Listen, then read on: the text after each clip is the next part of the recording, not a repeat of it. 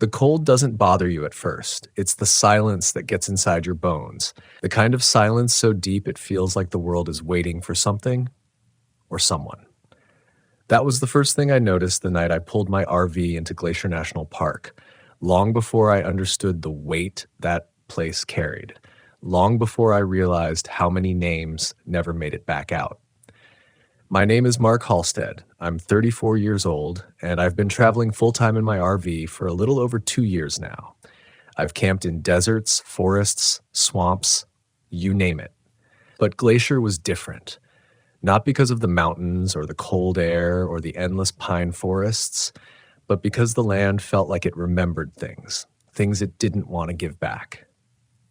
I went there chasing quiet. I had been stuck in a loop of restless nights, nightmares really. Memories from a search and rescue volunteer stint years ago that I never properly put to rest. A teenage boy who wandered away from a campsite in Colorado. I was part of the team that looked for him. We never found him. Nobody did. Some days I can still hear his mother's voice on the wind. Glacier was supposed to clear my mind, but places like that don't clear you. They pull things out. On my first night, I parked near the Bowman Lake campground, not terribly remote, but far enough that the darkness stretched wide enough that the outlines of the mountains looked almost unreal, like cutouts against a moon that seemed far too small to light anything. I remember stepping out of the RV late that night to stretch my legs. The cold wrapped around me, quick, sharp, almost metallic, and the silence was so complete that at first I thought something was wrong with my hearing. No wind, no crunch of branches, no distant animal cries, just nothing. Then, just when I thought maybe I should go back inside, I heard it, a voice, faint, dragged thin through the trees. It didn't sound close or far, it sounded wrong, like it came from everywhere at once. My brain grabbed the closest reasonable explanation, someone calling their dog, maybe? Someone searching for a friend who wandered too far off trail. But the voice just said one thing. Hello? Not a shout, not a cry, just a question. Whisper level, soft rose.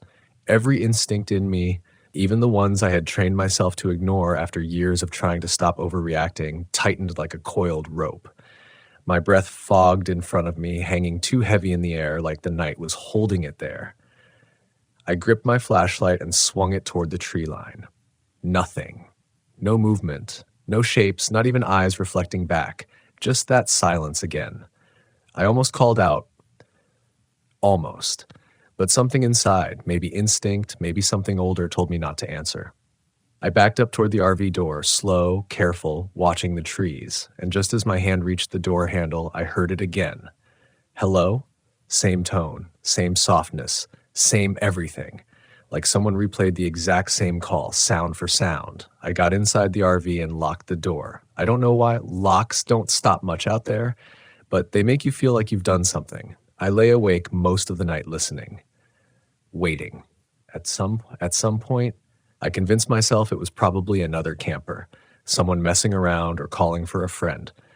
But the way that voice repeated, same pitch, same length, same way the last syllable lifted just slightly at the end, it kept playing in my mind like a broken recording. Morning came cold and gray. I got out early, brewed coffee, and forced myself to take a short walk along the lake to shake off whatever the hell got into my head the night before. Everything looked normal. Peaceful. The water was like glass, the mountains cut sharp against the sky, and the frost on the grass sparkled like nothing bad could ever happen here. Then I saw a ranger walking toward me. She was older, maybe in her 60s, with deep creases around her eyes that made her look both tired and kind. She nodded as she approached, hands stuffed deep in her jacket pockets. "Morning," she said. "Everything all right at your site?" I don't know why that question hit me wrong. It could have been routine, could have been nothing, but it felt pointed. "Yeah," I said. "Slept fine." She nodded again, but her eyes didn't believe me. They shifted toward the tree line behind me, lingering, like she was listening for something. "You picked this area for a reason?" she asked. I shrugged, just passing through, needed some quiet. Her jaw tightened. "Quiet's good," she said. "Too good sometimes.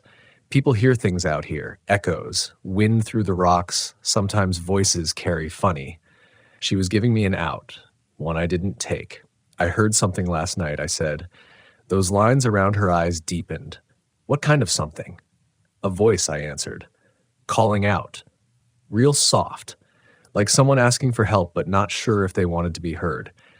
She exhaled slow, controlled, not surprised at all. People hear that sometimes, she said. What do you mean? I asked.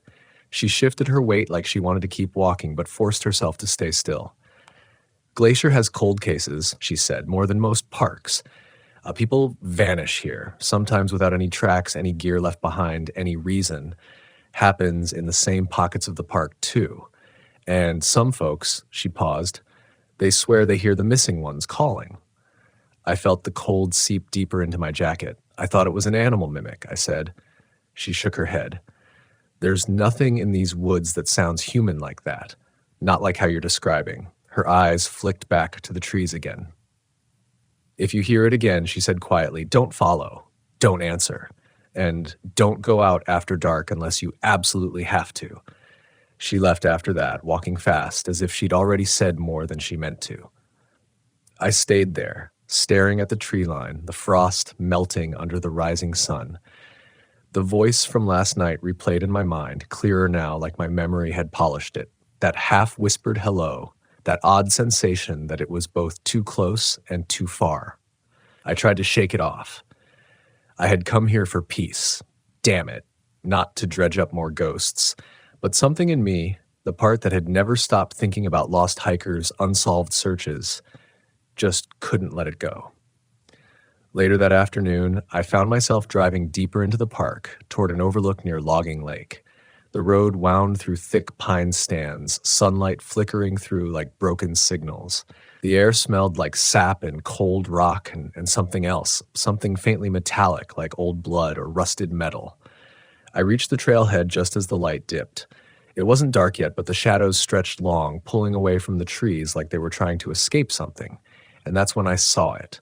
A bulletin board covered in missing posters, faces, names, dates going back 40 years. Hikers, campers, backpackers, all vanished somewhere inside Glacier. I stepped closer, reading them one by one. Last seen near Kintla Lake. Disappeared along the Highline Trail. No tracks found. No gear recovered. The oldest photo was so sun-faded the person looked like a ghost. The newest was crisp and sharp, only 3 years old. A young man named Evan Mercer, age 22. Last seen Bowman Lake, where I had camped the night before. I stared at his picture and something in my chest tightened. Not recognition exactly, more like familiarity. He had the same restless look in his eyes that I saw in the mirror on bad days, the look of someone trying to outrun something inside them.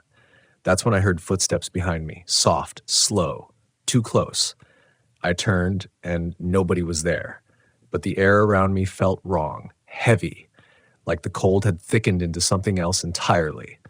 I backed away from the bulletin board, my breath coming faster now. That's when I heard it again. Hello. Only this time, it was right behind me. I didn't turn around. Every muscle in my body told me to, but something deeper, older, kept me still. That voice wasn't human, not really. It was too calm, too measured, like whoever, whatever it belonged to had practiced the word 100 times until it lost its meaning. My breath clouded in front of me, hanging in the air like a warning. I forced my feet to move, slow, careful steps back toward the RV. I kept my eyes locked on the missing posters because somehow looking at them, looking at their faces, felt safer than looking into the empty space behind me.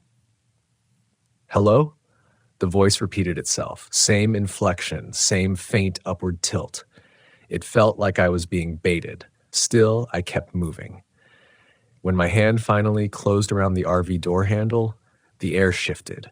The temperature dropped so fast the metal stung my skin, freezing the moisture on my fingertips. I yanked the door open and slipped inside, slamming it shut behind me. The silence returned like a dropped curtain. I sat there, gripping the steering wheel even though I wasn't driving, my heart punching the inside of my ribs. I listened. Nothing. Just the hum of the world settling again, as if the park had exhaled, Disappointed I didn't take the bait. I tried to rationalize it. Temperature shifts, echoes off the mountains, auditory hallucinations born of stress. But instinct wouldn't let me believe it. I had spent too much time in the outdoors to confuse wind for a voice or imagination for footsteps. The sun had dipped low enough to paint the sky orange and purple, the mountains turning to silhouettes with jagged crowns. And even though I knew I should leave, something kept me there. Something about those missing faces, the ranger's warnings, that too perfect voice. I needed to know more. Which is how, 20 minutes later, I ended up at the small ranger station near Polebridge. The building was old, logs darkened with age, windows reflecting only the sinking light outside. Only one truck sat in the gravel lot, a ranger vehicle. That same woman from earlier stepped out, locking the door behind her. She paused when she saw me. Not surprised, not startled, more like she had been expecting me. "You heard it again," she said. I nodded. "Inside voice?" she asked. I hesitated. She noticed. "That's what most people say," she murmured. I stepped closer, lowering my voice. "What is it?" Her stare drifted past me toward the dark line of treetops. "Places like Glacier have more stories than maps," she said. "Old ones, some never written down, some passed through families, some through the people who work these trails year after year. But some you only learn by staying too long." Her tone had changed. Not fear. Resignation. "You said people hear the missing ones," I said. "You meant that literally, didn't you?" She didn't answer right away. Instead, she leaned against the railing, the wood creaking under her weight. "You ever notice," she asked, "how sound moves strange in the mountains? Echoes bounce in ways you can't predict. Voices stretch or shrink depending on the air. Sometimes you can yell and hear yourself minutes later from a different direction." "Yeah," I said, "but that thing wasn't an echo." "No, it wasn't." A quiet settled between us. She wasn't searching for the right words. She was deciding whether to say them at all. Finally, she exhaled. The cold drifted out of her lungs like smoke. "There's a theory," she said softly, "not official, not something we write in reports. But the backcountry rangers, the ones who spend seasons deep in these woods, they've talked about it for years." "A theory about what?" I asked. She looked at me in a way that made my skin prickle. "The park eats people." She said it simply. Not dramatic, not mystical, just plain fact. I opened my mouth, closed it again, unsure how to respond. "Not the trees or the animals or the cliffs," she continued. "The park itself, the land. The old stories say Glacier chooses certain people, those carrying guilt or grief or something broken inside them, and it draws them in. Sometimes whispers to them, sometimes calls to them in familiar voices, sometimes mirrors someone they lost, and once the land gets their attention, it doesn't let go." My throat tightened. Something about what she said, about broken people being targeted, hit too close. That search and rescue failure from years ago wasn't just a memory. It was a wound I kept pretending had healed. "Do people follow it?" I asked. Her eyes darkened, more than you'd think. I leaned back against my RV, feeling the cold metal through my jacket. I didn't want to believe her. It sounded like superstition, like ghost tales told around campfires, but the voice I heard, the perfect repetition, the impossible closeness, it didn't belong to any human I'd ever met. "What happened to the last person who heard it?" I asked quietly. Her jaw tightened. "You saw his picture at the trailhead. Evan, 22 years old, last seen near Bowman Lake. Same place I had been. I wondered if he had been alone, if he had been carrying guilt too, if his silence, whatever silence he'd brought into the mountains, had made him glow like a beacon to whatever lived there." The ranger straightened. "You should leave the park by morning, before the pattern repeats."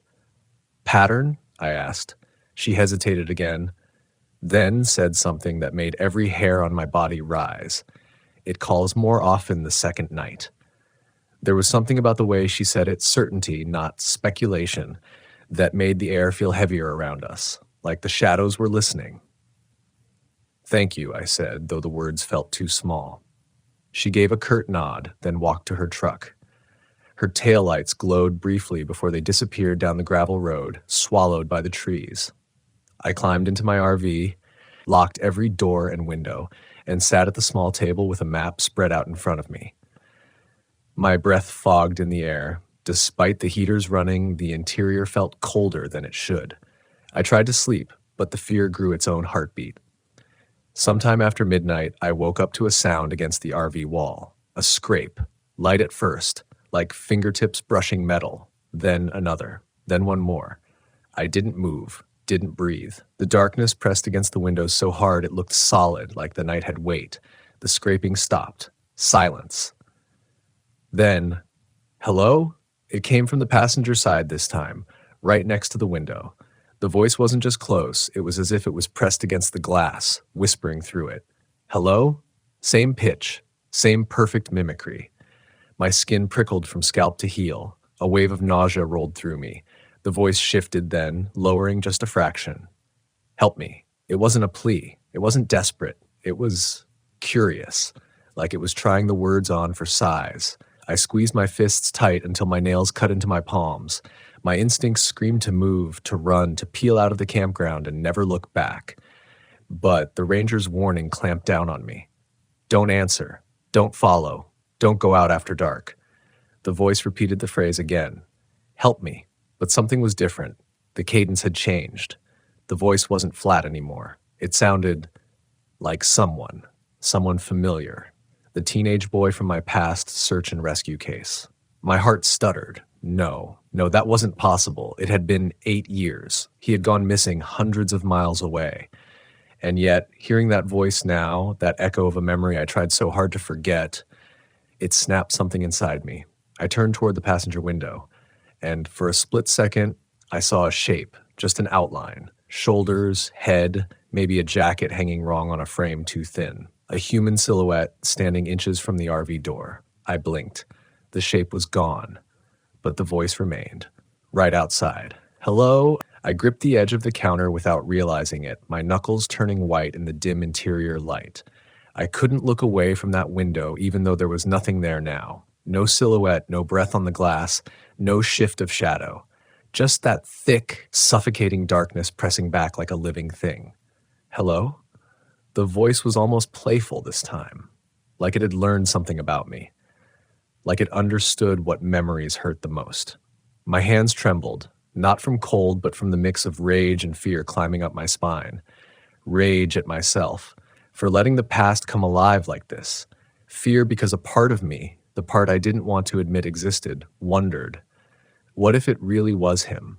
What if, in some impossible way, the mountains had swallowed him the same way they swallowed people here? No, that was the panic talking. That was the guilt I'd carried since that night in Colorado. It wasn't real. It couldn't be. But the voice spoke again, softer now. Mark? I froze. My heart stuttered. It knew my name.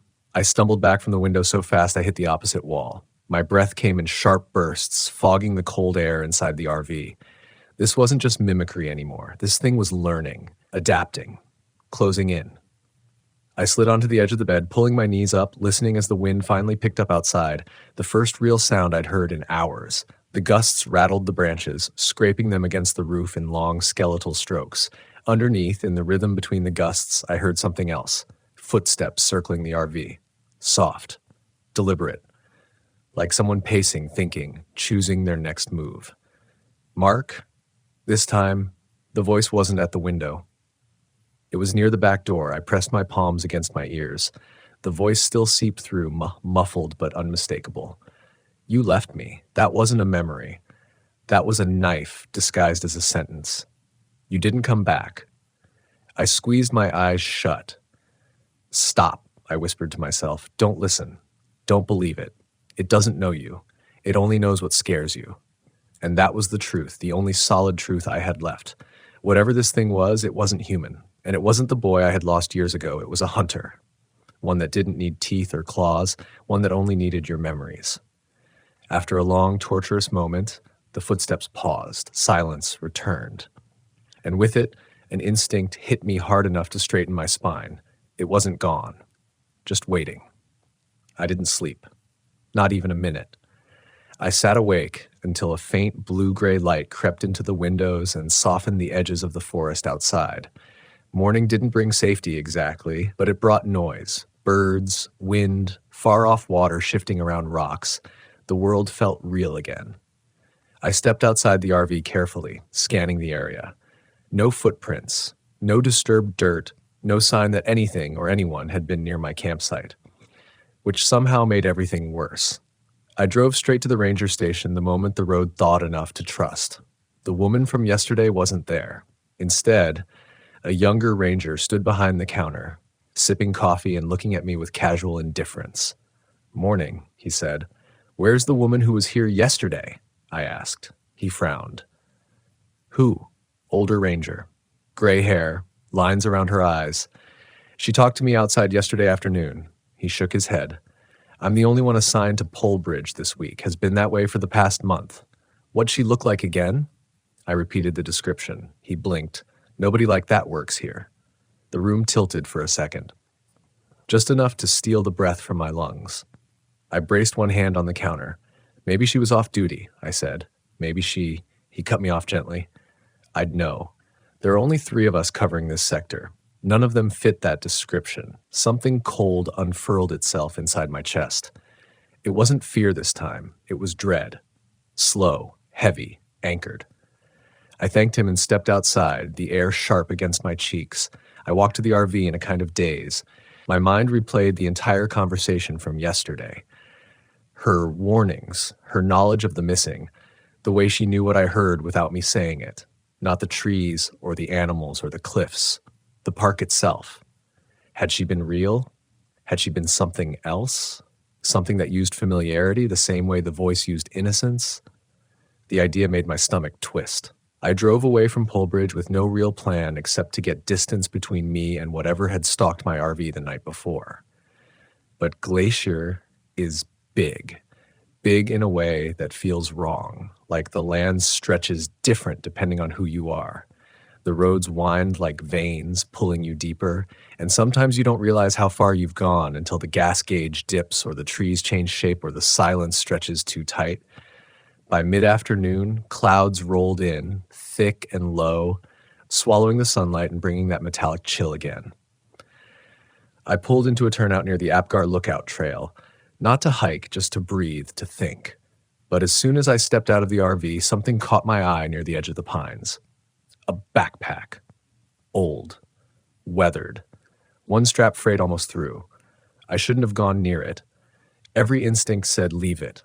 But my feet moved anyway, drawn by a force I couldn't explain. Guilt, curiosity, or maybe the echo of that ranger's voice living somewhere in my head. The pack lay half covered in pine needles. I crouched and brushed them away, revealing a faded blue color beneath. A cracked plastic Nalgene bottle hung from the side, and inside the mesh pocket, a student ID. Evan Mercer, 22. The same kid from the missing poster. My throat closed. The air thickened, turning heavy and sour like rotting leaves. I kept staring at his picture, his young face, his hopeful eyes, until the edges blurred. A twig snapped behind me. I jerked upright. The forest was still, dead still. No birds, no rustle. Just rows of trees hunched together like they were hiding something behind them. I backed up slowly, clutching the backpack. My breath came fast, clouding in the cold air. Then, another snap, closer. I turned and walked fast toward the RV. Not running. Not yet. Just moving with purpose, trying not to think about what waited between those trees. A third snap, louder. This time I ran. I slammed the RV door shut and locked it, my hands shaking so violently I fumbled the latch twice. I tossed the backpack onto the table and backed away as if it were cursed. The wind picked up, hammering the RV with long, scraping gusts. Shadows flickered outside the windows, stretching and collapsing with every movement of the branches. Then, hello? It came from outside the driver's door. And this time, it wasn't soft. It wasn't curious. It wasn't rehearsed. It was angry. Mark. My heartbeat turned feral, banging against my ribs like it wanted out. The voice pressed closer. Let me in. The words slammed through the RV walls with a force that felt physical. Not shouted, not screamed. Just commanding. Let me in. The metal around the window frame creaked, just slightly, but enough to send a jolt of electricity up my spine. Something was leaning against the driver's door. Pressing. testing. The thin pane of glass trembled in its slot like it was one touch away from collapsing inward. My breath rasped out in a cloud. I backed away toward the far wall, heart pounding so hard it drowned out everything else, the storm outside, the rattling branches, even the soft, deliberate footsteps circling the RV again. "Let me in, Mark." The voice had shape now, tone, weight. Almost human, but too perfect, too rehearsed, like someone wearing a person's voice the way a hunter wears a scent. I grabbed my keys, fumbling to shove them into the ignition. The engine struggled, cold, thin air choking it, but finally roared awake. The creature outside slammed against the door so hard the entire RV rocked sideways. I let out a sound I didn't recognize, part fear, part fury, and punched the gas. For a moment, the wheels spun uselessly in the mud and pine needles. Then the tires caught. The RV lurched forward violently, throwing me toward the windshield. I gripped the wheel and sped down the narrow forest road, gravel spitting out behind me like sparks. Branches scraped along the side of the vehicle, long, shrill screeches that sounded like fingernails. I didn't look back. The voice didn't fade. "Mark," it followed me. No, it kept up with me. Not right outside, not in the distance, but above, on the roof. Something was running along the length of the RV, its footsteps too quick, too precise to be human. I floored the gas pedal until it nearly hit the floorboard. The RV swayed dangerously on the uneven road, suspension groaning, headlights bouncing wildly over rocks and roots. I needed to get to a main road, somewhere open, somewhere lit, somewhere the park's endless silence couldn't bury me. But Glacier is a labyrinth. Roads twist back on themselves. Distances don't feel right.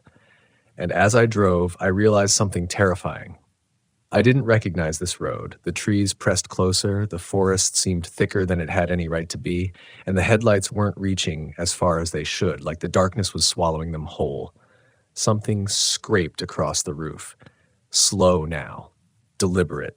A dragging sound, like fingertips across metal. "Mark, why did you leave me?" I slammed both palms against the wheel. "Stop! Stop! Stop!" Because that wasn't the boy I had tried and failed to rescue. This thing wasn't a memory, it was a weapon, and Glacier had given it my guilt to sharpen its teeth. I rounded a curve too fast, the RV fishtailing for a moment before catching traction. The forest on either side blurred into streaks of black-green shadows. My vision tunneled as panic finally broke through every layer of control I had left. Then, up ahead, a shape spilled into the road. Human-shaped. Standing completely still. My headlights hit it and passed straight through. Not a person, not solid, not alive. It flickered like a reflection on water, rippling with the motion of my headlights. I braked hard, tires skidding. The RV slid sideways, finally stopping at an angle across the road. The lights flickered twice, then steadied. The figure was gone. The scraping above me stopped. The forest fell silent. I sat there trembling, my breath short and sharp, unable to process what I had seen. The cold seeped deeper into the RV, frosting the inside of the windshield, spreading in delicate white veins. When I finally moved, it wasn't courage. It was instinct. I shifted into drive again and continued forward, slower this time, scanning every inch of the road. The forest thinned little by little, trees shrinking in height until the road widened and the sky finally opened. For the first time in hours, I could see the stars. And then, lights. Human lights. A parking lot near the Lake McDonald Lodge. Civilization. Safety. The presence of people. The sight hit me so hard I almost cried. I pulled into the lot, parked crookedly, and killed the engine. For a moment, I didn't move. Didn't think. Just breathed. The world was quiet, peacefully quiet. Not hollow. Not waiting. Not listening. Just normal. I sat there until the shaking in my hands subsided, the adrenaline drained out of me, leaving exhaustion in its place. Eventually, I pulled myself out of the driver's seat and stepped outside.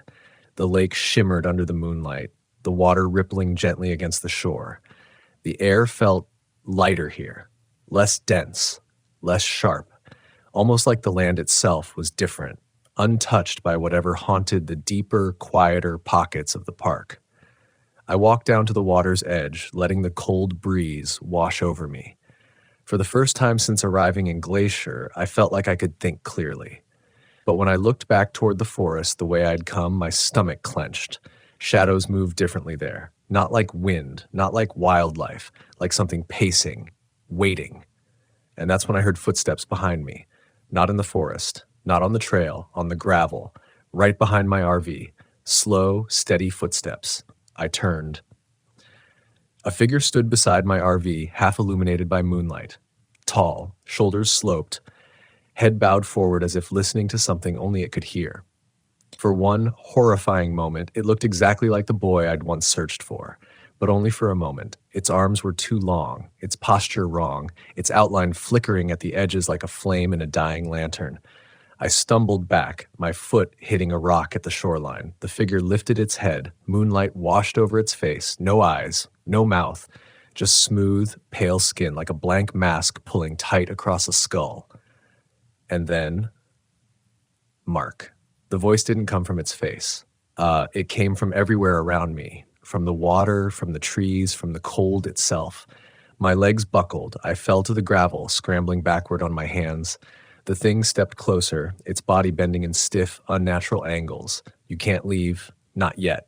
The words slithered through the air. You heard them. Now they hear you. I pushed up, scrambling toward the RV.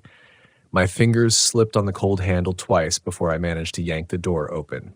I dove inside and slammed it shut, locking every latch, every deadbolt, breathing so hard my lungs burned. Outside, quiet. Then, something brushed against the hull. Not violently, not angrily, just to remind me it was still there, still listening, still waiting.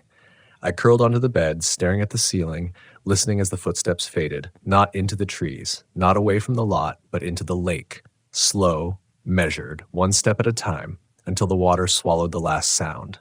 I barely slept. My body trembled for hours, alternating between chills and heat. Every creak of the RV made my heart lurch. Every gust of wind felt like fingertips. Sometime around dawn, exhaustion finally pulled me under. I dreamed of that faceless figure standing in the lake, watching me from the reflection instead of the shore. And when I jolted awake, lungs burning, the RV was quiet, still, calm. But the window above the bed was covered in condensation. A single word drawn into the fog. Stay. For a long moment, I just stared at that word on the window. Stay. My breath catching in my throat. It shouldn't have been possible. Every window in the RV had been locked tight all night. I would have heard someone climb up. I would have felt the weight shift. But the letters sat there perfectly drawn, a long stroke down the S, the faint hook of the Y, like someone had taken their time writing it, like they wanted me to see it the moment I woke. I wiped my sleeve across the glass in one shaky motion. The words smeared but didn't fully disappear, leaving a faint ghost of the message etched into the condensation. I couldn't stand to look at it, couldn't even stand to sit inside the RV another second. My nerves twitched at every sound, the settling of the cabin, the hum of the heater, the faint groan of metal as it warmed under the rising sun. I needed air. I stepped outside into the crisp morning light. The gravel crunched beneath my boots. Lake McDonald glittered like polished steel under a sky streaked with pale blue. For a moment, nothing felt wrong. No footsteps, no whispers, no faceless figures watching from the tree line. Just me, just silence. And that silence finally felt clean. Not hollow, not waiting. I should have left right then. Every instinct told me to get in the RV and drive until the mountains were a memory. But something pulled me toward the shoreline, something between dread and a strange, bitter curiosity. The surface of the lake looked too smooth, too calm, like something was hiding just beneath it. I approached slowly, listening to the soft lap of water against the rocks. The surface shimmered with reflections of the sky and trees. Beautiful, innocent. Then the reflection changed. For a split second, just long enough for my heart to seize, I saw a second silhouette standing behind me in the water's mirror. Tall, thin, shoulders sloped in that same unnatural way. Its form shimmered as if it were underwater, even though it stood above it. I spun around. Nothing there. But the reflection, when I looked back, was empty again, too. The park wasn't trying to scare me anymore. It was playing with me. I stumbled back from the waterline, nearly tripping over a rock, my pulse hammered in my ears.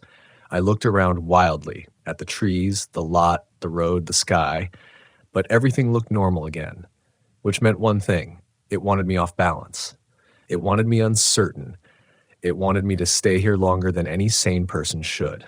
No, not this time. I jogged back to the RV, slammed the door, and shoved the keys into the ignition.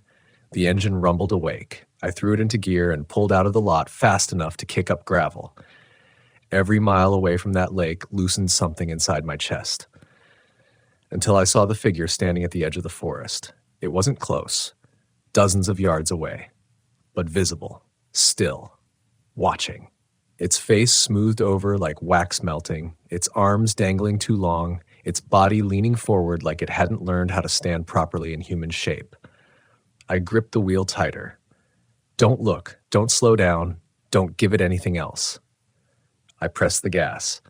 Trees blurred past, the sky brightened, civilization crept closer. But Glacier National Park does something to the mind. It stretches time, warps distance, and for a terrifying stretch of the road, it felt like I wasn't moving at all. Like the mountains behind me were walking in step, keeping up effortlessly no matter how fast I went. I fought the urge to check the mirrors, because I knew if I saw that thing running behind me, keeping pace, matching speed, I'd lose what was left of my sanity. I kept my eyes forward, knuckles white around the steering wheel, until the road finally widened, until the trees pulled back.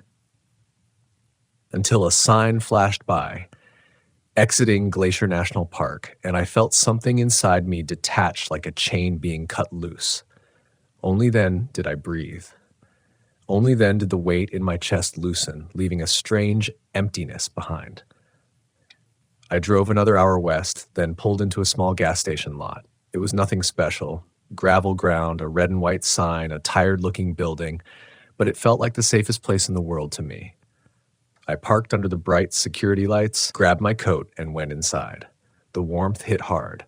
The smell of stale coffee, diesel, and pine air freshener felt like a rescue. The cashier looked up, a middle-aged man with wireframe glasses and a face that had seen more winter mornings than summers. He gave me a nod.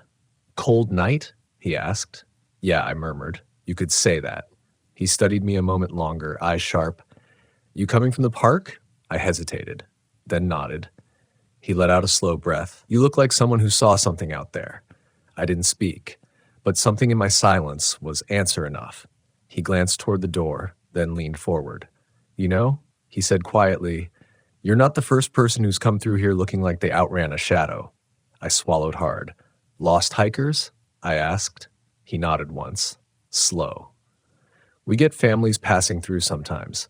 Folks who searched for days, weeks. Some of them swear they heard voices. One woman said she saw her husband's reflection in the river after he'd been missing 2 nights. He paused, lowering his voice further. But not his face. Just his shape." My hands tightened around the counter. "You believe them?" I asked. He shrugged. "Doesn't matter what I believe. Glacier has its own way of keeping stories. Some of them you don't bring home." I almost told him everything. The voice, the faceless figure, the thing on the roof, the word written in the condensation. Part of me needed someone, anyone, to tell me I wasn't losing my mind, but something stopped me. Maybe shame, maybe fear, maybe the realization that putting it into words made it real in a way I wasn't ready for. Instead, I thanked him, bought a coffee I wouldn't drink, and walked back to the RV. The sun was fully up now, warm, bright, normal. But as I reached for the door handle, a prickle crept up my spine. Something felt wrong. I looked around. No people, no cars. Just a quiet parking lot, yet the atmosphere had shifted. The air felt heavier. Still.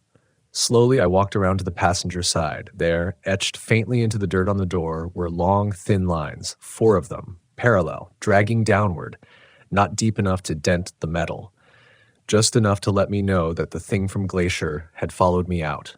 Not all of it, not fully, maybe only a whisper of it, but enough. Enough to know that Glacier doesn't stay in Glacier.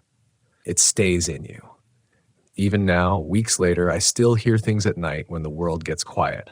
Soft knocks, light footsteps. the wind calling my name in a voice that shouldn't exist. Sometimes when the condensation forms on the bathroom mirror in the mornings, there's space cleared in the fog. Just enough space for 5 letters. Stay. And maybe the scariest part isn't the voice, or the figure, or the footprints that appear and disappear outside my door. The scariest part is this: there's a piece of me, broken, guilty, unresolved, that still feels pulled back to those mountains. Like glaciers waiting, like it remembers me, like it knows the exact day I'll return and when I don't think I'll come back out. I always thought that the real America didn't live in the cities or along the interstates or in the places people wrote articles about.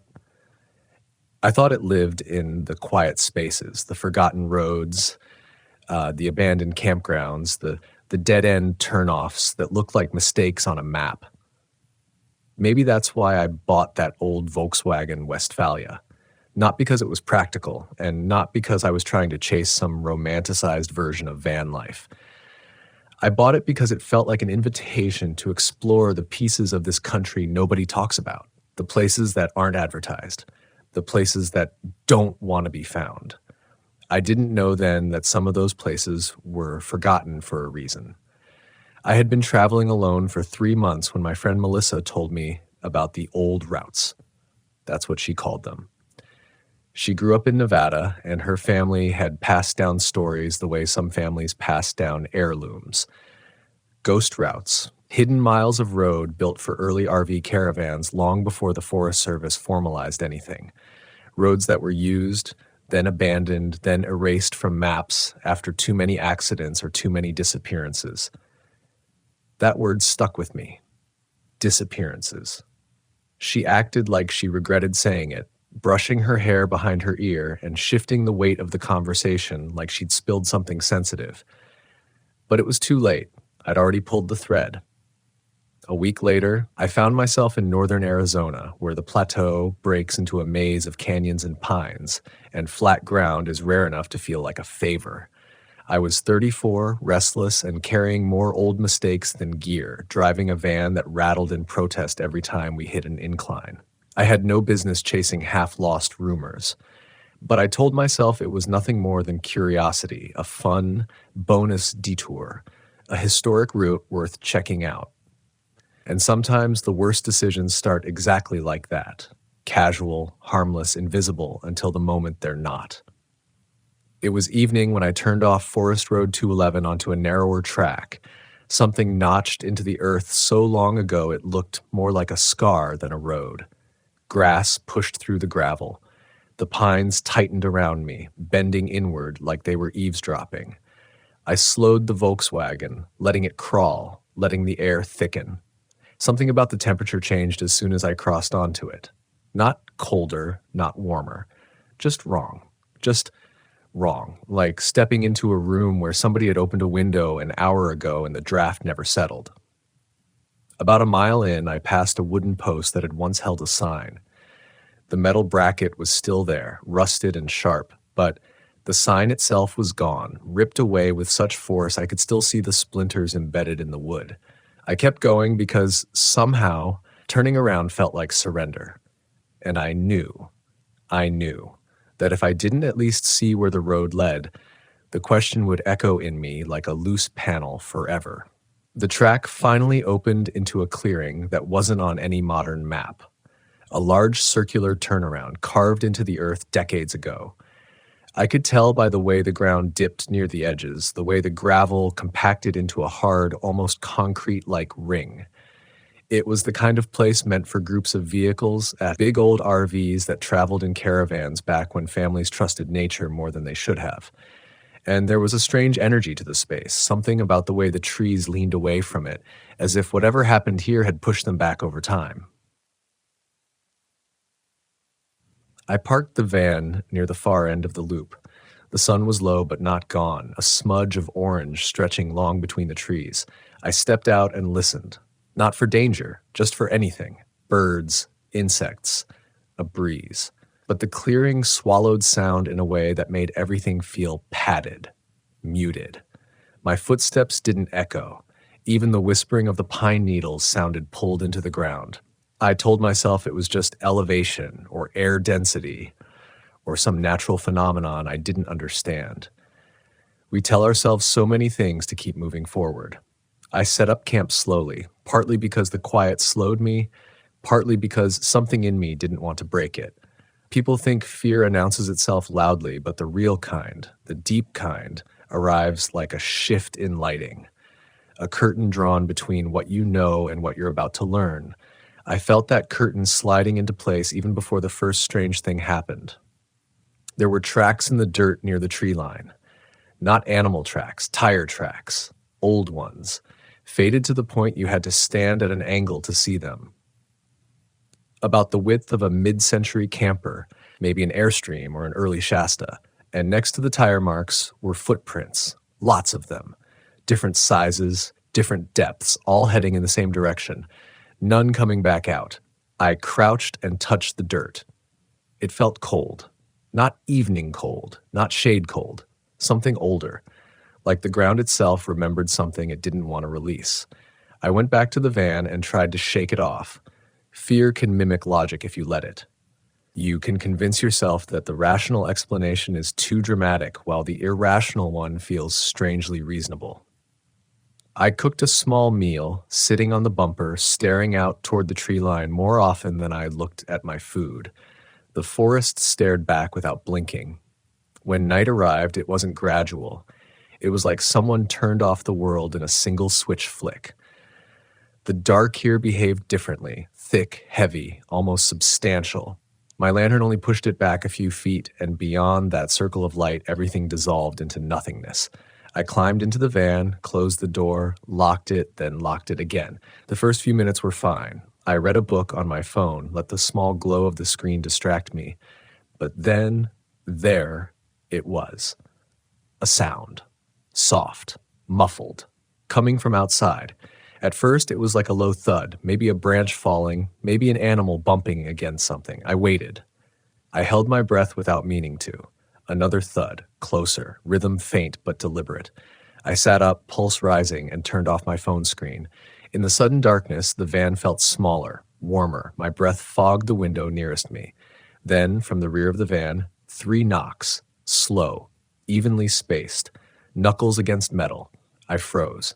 Everything in me wanted to shout, to move, to turn on every light I had, but survival has its own voice, and that voice told me not to make a sound.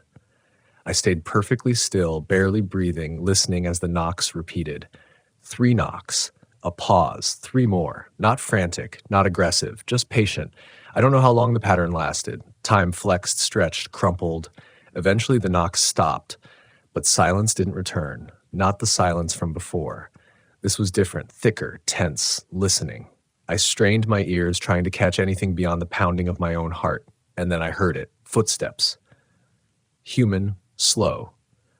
Circling the van. The footsteps didn't scrape like an animal's and didn't drag like something wounded. They had weight. Purpose. They pressed into the earth in slow, measured intervals, like whoever or whatever was outside my Volkswagen was thinking through every step. My throat tightened, and I felt that instinctive panic rise, the primal terror that tells you you're not at the top of the food chain like you pretend to be. I leaned forward slowly, the van creaking under my own shifting weight, and I winced, praying the sound didn't give me away.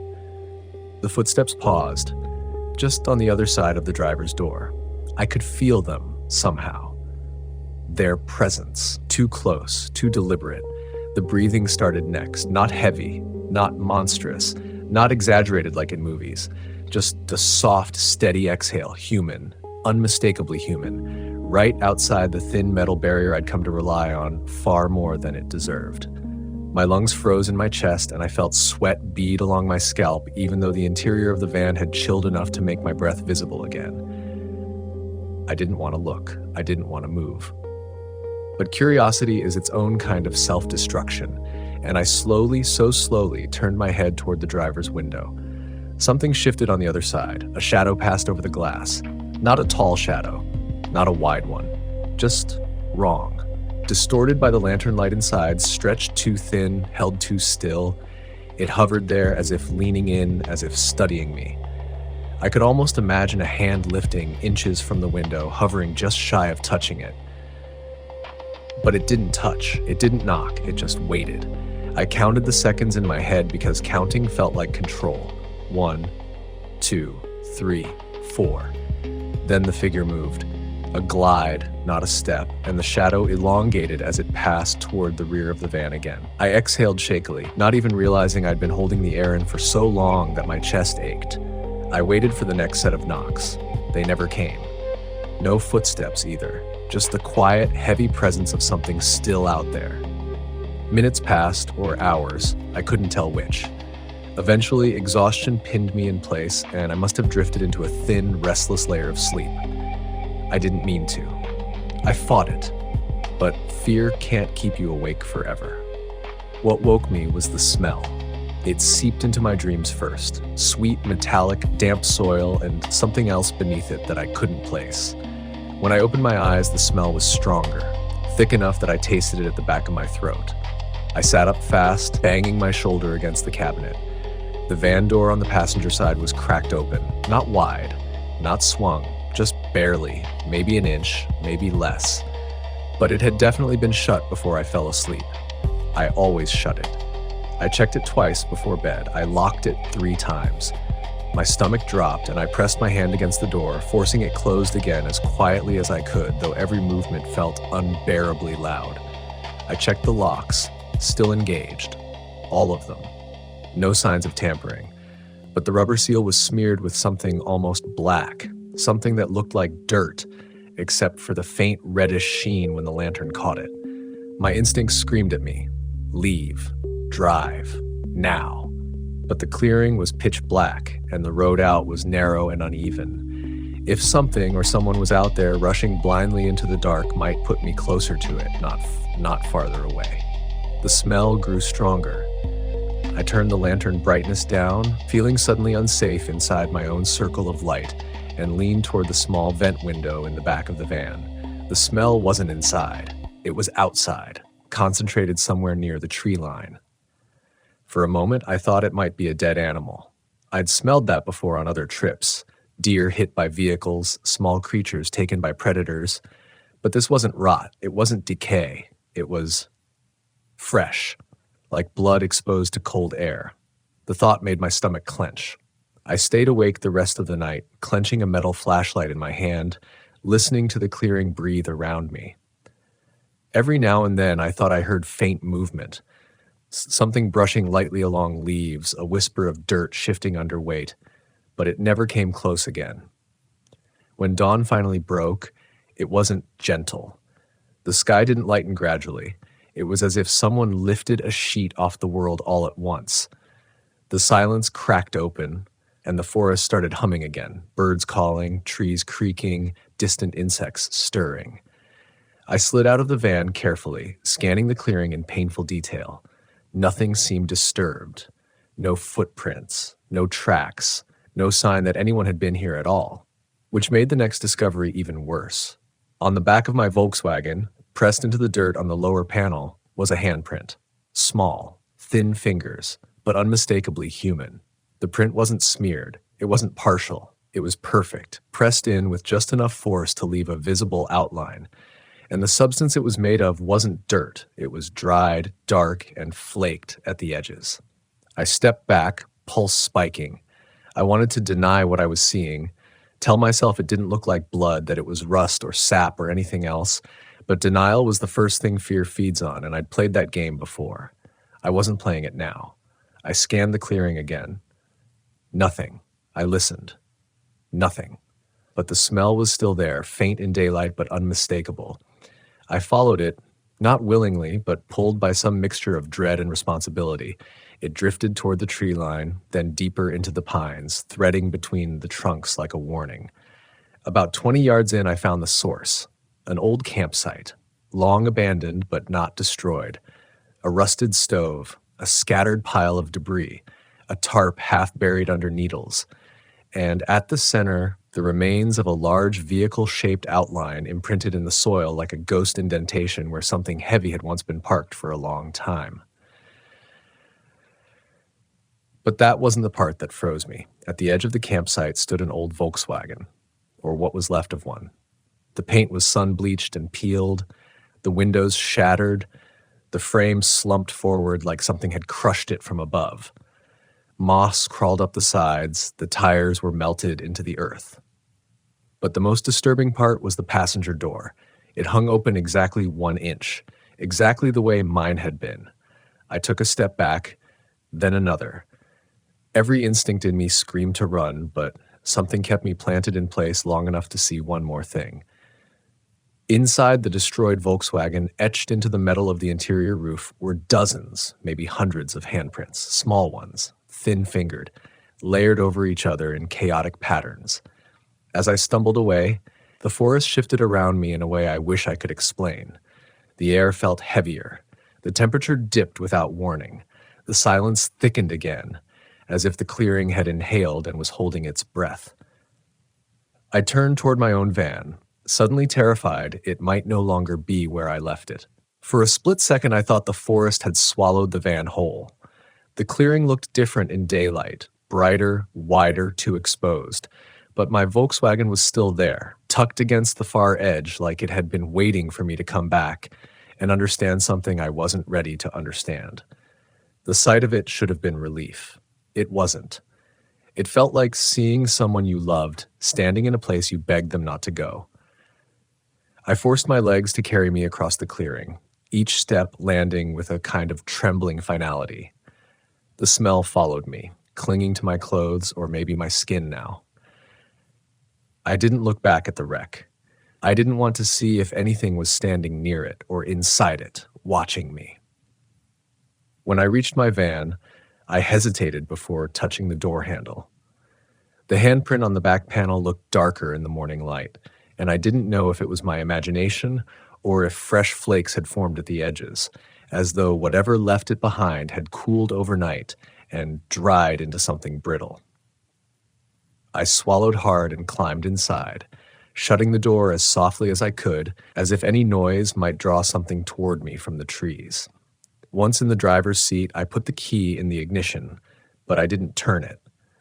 Something was wrong with the air. It pressed inward, thickened, as if the clearing itself was listening again. I checked the mirrors. Nothing moved, but I couldn't shake the feeling that turning the key too fast or peeling out in a panic would be a mistake, a dangerous one. So I sat there for a moment and let my breathing steady just enough to make a decision without shaking.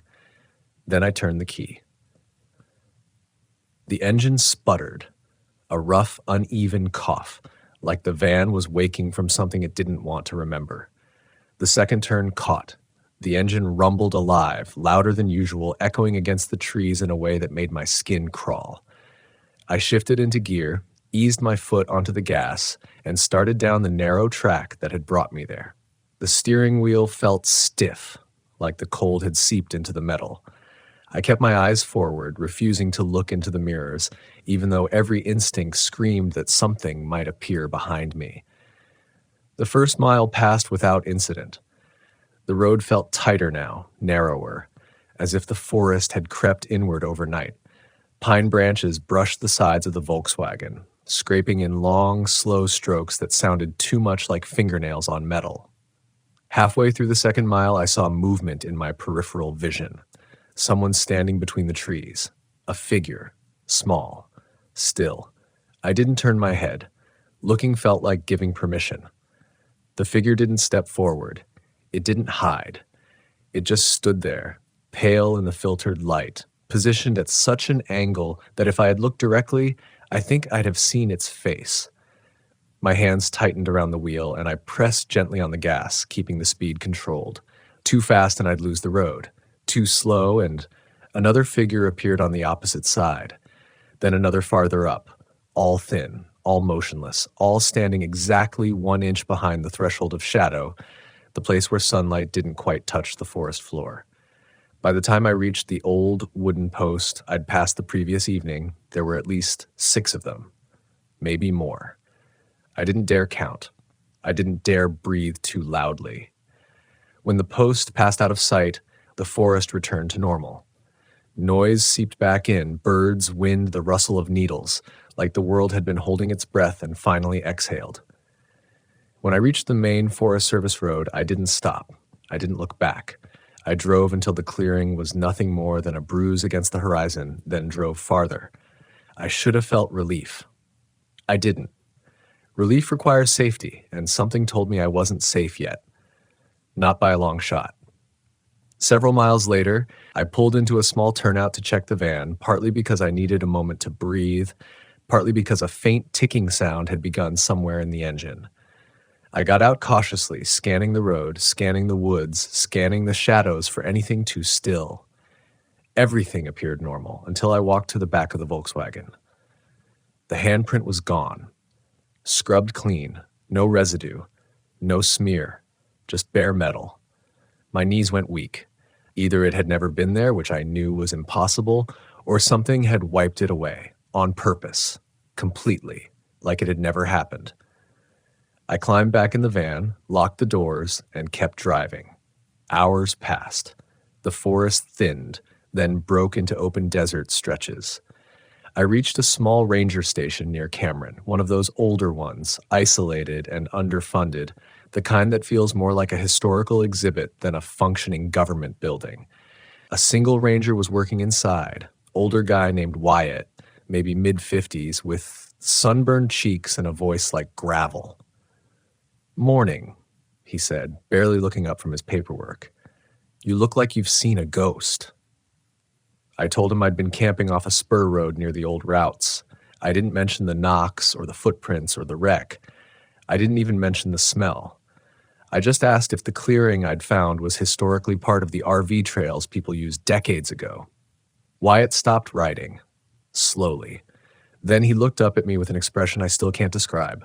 Not fear, not surprise, something older, sad almost. "You went in there," he said quietly. I blinked. "So you know about it." Wyatt exhaled through his nose like the air had weight. He gestured for me to sit. I didn't. "You're not the first to wander in," he said.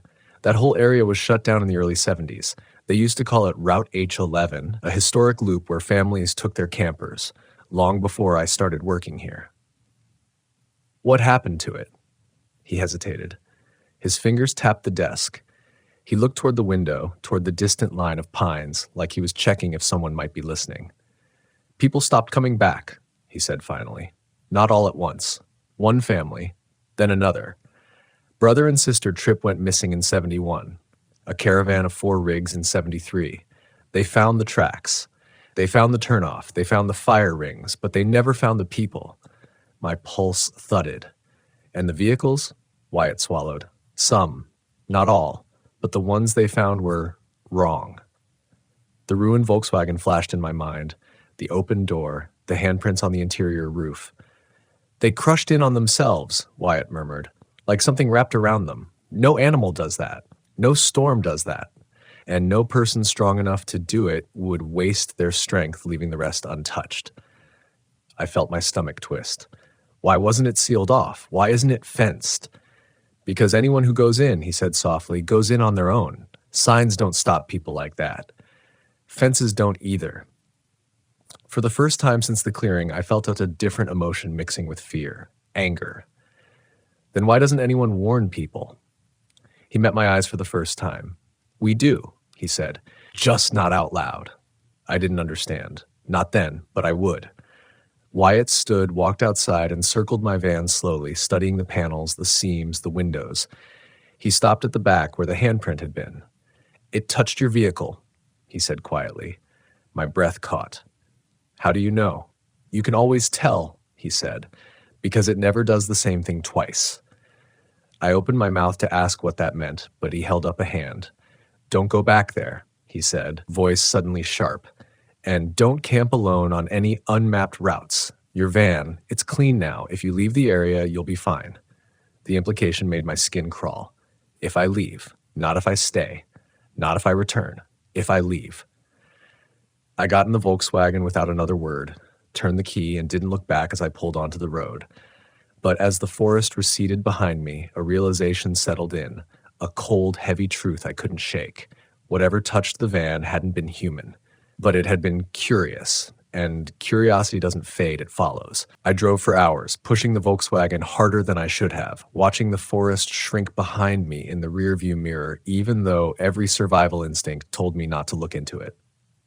The road unspooled in long, empty stretches of desert and scrub, the horizon thinning into a pale shimmer of heat. I kept expecting something to appear behind me, another vehicle, a figure in the distance, anything. But the road stayed empty. Still, the feeling didn't fade. That weight, that sense of something pulling at the edges of my awareness.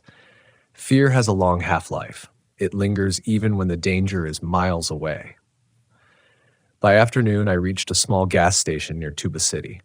The place was run down but open, the kind of station where the owner knows every creak in the wooden floorboards and every customer by name. I filled the tank because it gave me something to do with my hands, something normal. Routine anchors the mind when fear tries to pull it underwater. Inside the station, a woman in her 60s stood behind the counter, dark hair streaked with silver, eyes sharp, in a way that made me feel like she saw more than she let on. She glanced at me, then at the van outside, then back at me again. "You came from the north," she said, not asking, just stating. I nodded. "Unmapped roads?" she asked. I hesitated. "Something like that." Her jaw tightened. "You shouldn't be here alone." "I'm leaving the area," I said quietly. She nodded, almost relieved. "Good. Keep going south. Don't stop until Flagstaff. If you feel anything strange behind you, don't look." The last sentence hit me in a way nothing else had. I didn't want to ask what she meant. I didn't want to hear her answer. So I thanked her, bought a bottle of water I didn't need, and went back to the van. But the moment I touched the driver's door handle, I froze. The metal felt warm. Too warm. Not sun warm. Not engine warm. This was different, like the heat of a hand that had just let go. I jerked my hand back, heart hammering. The woman in the station was still watching me from the window. She lifted her hand slightly. Not a wave, not a warning, more like a silent plea. I swallowed hard, forced myself into the van, and started driving south. For a while, the motion helped. The lines of the road passed beneath me in clean rhythm. Traffic increased. Civilization returned in bits and pieces. Billboards, telephone poles, the occasional pickup. I told myself I was safe now, that whatever had happened in that clearing was locked behind distance and daylight and asphalt. But terror doesn't care about distance, or daylight, or asphalt. 30 minutes outside Flagstaff, the ticking started again. Soft at first, somewhere near the engine, a faint metallic tap, tap, tap that didn't match the vibration of the road or the rotation of the tires. I leaned forward, listening. The noise shifted slower, then faster, irregular, almost like knocking. My breath hitched. I tightened my grip on the steering wheel and tried to rationalize it. Old van, loose valve, heat contraction, anything but what it sounded like. But then it changed. The knocking moved. It traveled from the engine to the passenger side panel. Light. Fingertips soft. Tap, tap, tap. Then a pause. Tap, tap. Another pause. A pattern. Not random. Not mechanical. I pressed harder on the gas, merging into faster traffic, hoping speed would drown it out. But the knocking only grew clearer, keeping pace with the van no matter how fast I went. The sound crawled along the metal dike, shifting positions in a way no living person could replicate without hanging off the vehicle. I didn't dare look. Not at the windows, not at the mirrors, not at the shadows moving in my peripheral vision. The sun broke low across the horizon, stretching long beams of orange across the road. I could see Flagstaff ahead, clusters of buildings rising like a promise of safety. I just had to make it there. Just get into town. Just reach people. But as I approached the first intersection, the van stuttered. The engine coughed, buckled, lost power. No, no, no, I whispered, hitting the gas again. The van lurched forward, struggled, then sputtered a second time. The dashboard lights flickered. The steering wheel jerked in my hands like something was pulling at the tires from underneath. The knocking grew louder, directly behind me now, against the rear hatch. I kept my eyes forward, teeth clenched, every nerve begging me not to glance into the mirror. The van coasted through the intersection, just enough momentum to roll into a gravel pull-off beside an abandoned workshop. I slammed the gear into park the second the wheels stopped, breathing hard, listening. Silence. Not just quiet. Silence, the same heavy, unnatural silence from the clearing, the kind that feels like a held breath. I didn't move. The sun dipped behind a pine ridge, draining the last light from the sky in a sudden, violent sweep. Shadows stretched long across the gravel. My pulse roared in my ears. Something brushed lightly against the rear panel. Not a knock, not a hit. A glide, fingers trailing along metal. I reached slowly, agonizingly slowly, for the keys. If the van started, I could turn, merge back onto the road, get into town. That was the plan. Simple. Direct. Get a look. Don't react. But when I turned the key, the engine didn't catch. It didn't even try. Only the cabin lights flickered weakly, dimming as if drained by something unseen. A soft exhale drifted across the outside of the van. Close. Too close. The kind of breathing you feel before you hear. My hand shook on the steering wheel. Then, on the rear window, 3 knocks. Slow, measured, exactly like the ones in the clearing. I clenched my eyes shut, tears burned behind them. The urge to scream fought with the urge to stay absolutely, deathly still. I didn't move, didn't breathe, didn't open my eyes. The knocking repeated. 3 knocks. A pause, 3 more, then silence. I counted in my head until my lungs ached. When I finally forced my eyes open again, the interior of the van looked unchanged. No handprints, no shadows, no movement. But outside, reflected faintly in the glass of the side mirror I'd been avoiding, the gravel behind the van wasn't empty. There were footprints, dozens of them, small, thin, surrounding the van in a wide ring. My chest tightened, my vision blurred. I don't remember turning the key again. I don't remember the moment the engine caught, just the shock of it roaring to life like it had never failed at all. I threw the van into drive and tore onto the road, gravel spitting out behind me. I didn't stop. Not at lights. Not at signs. Not until the town swallowed me whole and the street lamps felt like a shield. Only then did the knocking stop. Only then did the air loosen. Only then did I let myself breathe. I left northern Arizona the next morning. I didn't take the Volkswagen back into the forest. I didn't return to those routes, mapped or unmapped. But even now, on quiet nights, sometimes when the engine cools after a long drive, I hear it. Soft, familiar. 3 knocks, a pause, 3 more. Not a threat, a reminder. Some places you find by accident. Some places find you. And some places, no matter how far you drive, how many roads you cross, how much daylight you put behind you, never really let you leave. I don't remember climbing back into the Volkswagen, but I remember the way the steering wheel felt under my hands. Cold, almost wet, like the night had seeped into it. I remember the fog clinging to the windshield even though I hadn't driven through any.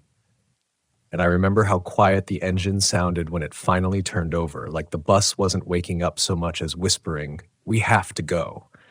But even as I eased out of the forgotten campground, gravel crunching under the tires like a warning, I was choosing to ignore. Something in me twisted when I realized the road behind me didn't look like the one I'd driven in on. The forest felt tighter, the trees closer. The headlights skimmed over trunks that looked older than anything I'd seen on the map, older than any campground should have been. It was like I'd crossed into a place that didn't obey the same rules, a place the modern world had shrugged off. And every time the Volkswagen hit a dip or bump in the road, the whole bus rattled like something unseen had its hand on the rear bumper, keeping pace with me. I kept driving, because stopping felt like inviting something right into the passenger seat. For a few minutes, the only sound was the rumble of the engine and my own breathing.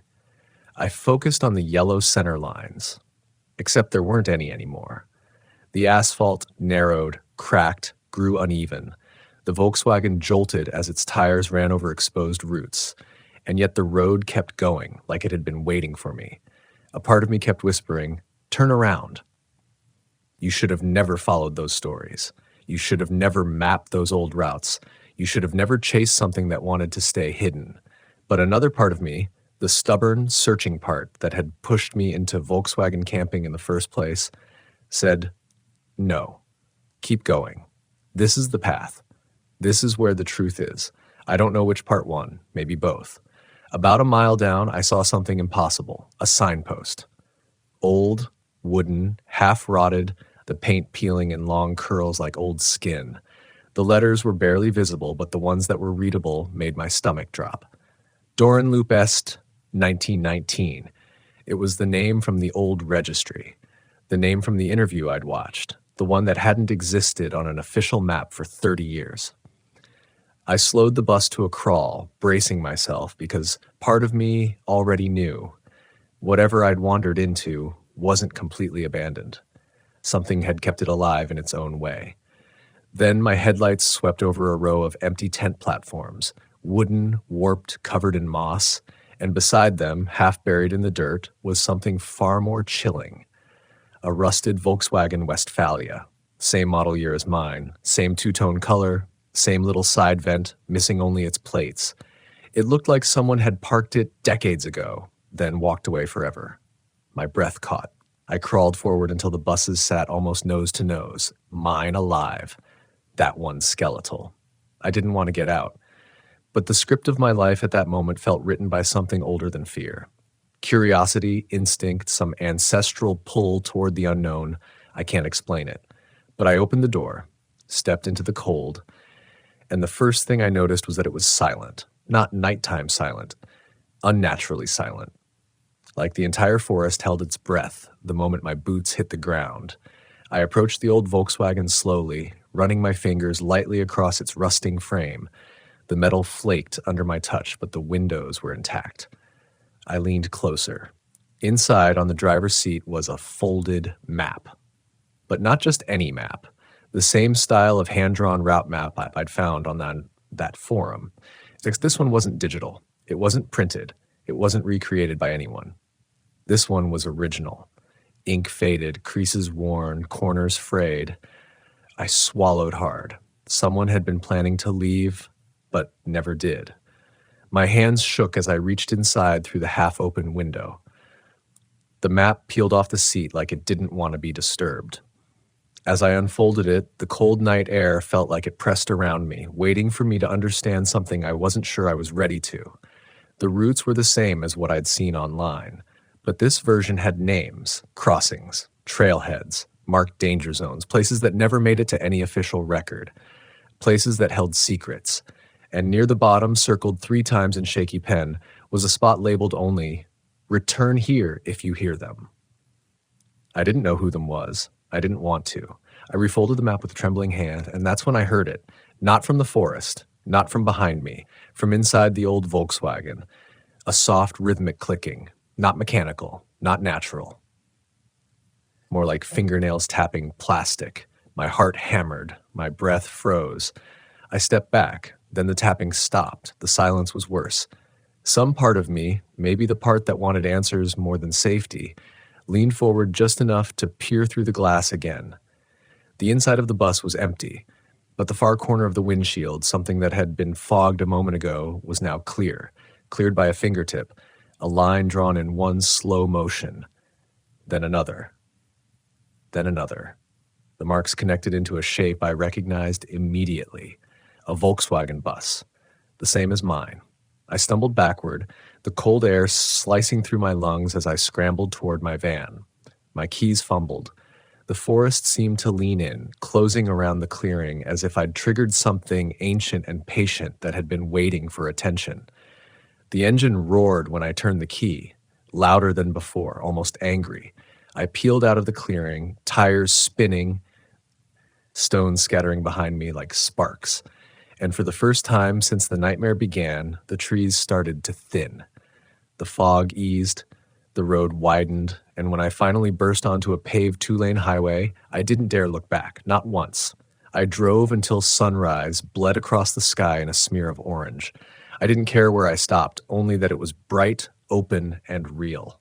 I pulled onto the shoulder near a rest area and shut off the engine, my hands still shaking. For a long time, I just sat there, the morning breeze brushing through the cracked window like a reminder I was back in the world I understood. When I finally gathered the strength, I pulled the folded map from my pocket. Even in the daylight, the circled mark, the one saying, "Return here if you hear them," felt like a warning carved straight into my instincts. I hadn't heard anything except that tapping. But tapping wasn't a voice. It wasn't a call. It wasn't them. And I understood something I wasn't ready to admit until that moment. Whatever lived along those forgotten routes didn't want to be found. Not by rangers, not by historians, not by wanderers in Volkswagens searching for the past. Some stories stay alive because the land keeps them breathing. Some roads disappear because something is safer left hidden. And some places, no matter how curious or brave we are, aren't meant for us to return to. But the biggest lesson was this: when you camp alone, when you take the Volkswagen deep into forgotten places, when the old maps whisper routes that don't appear on modern GPS, listen to your instincts, because fear isn't just an emotion. Sometimes it's a compass, and sometimes it's the only thing keeping you from becoming another abandoned story waiting to be discovered in a rusting Volkswagen in the woods. I put the map away, turned the key, and drove toward a future I finally realized I still wanted. The road ahead wasn't haunted, but I'd learned enough to know roads can change when you're not paying attention. The lesson? Stay aware, stay grounded, stay alive.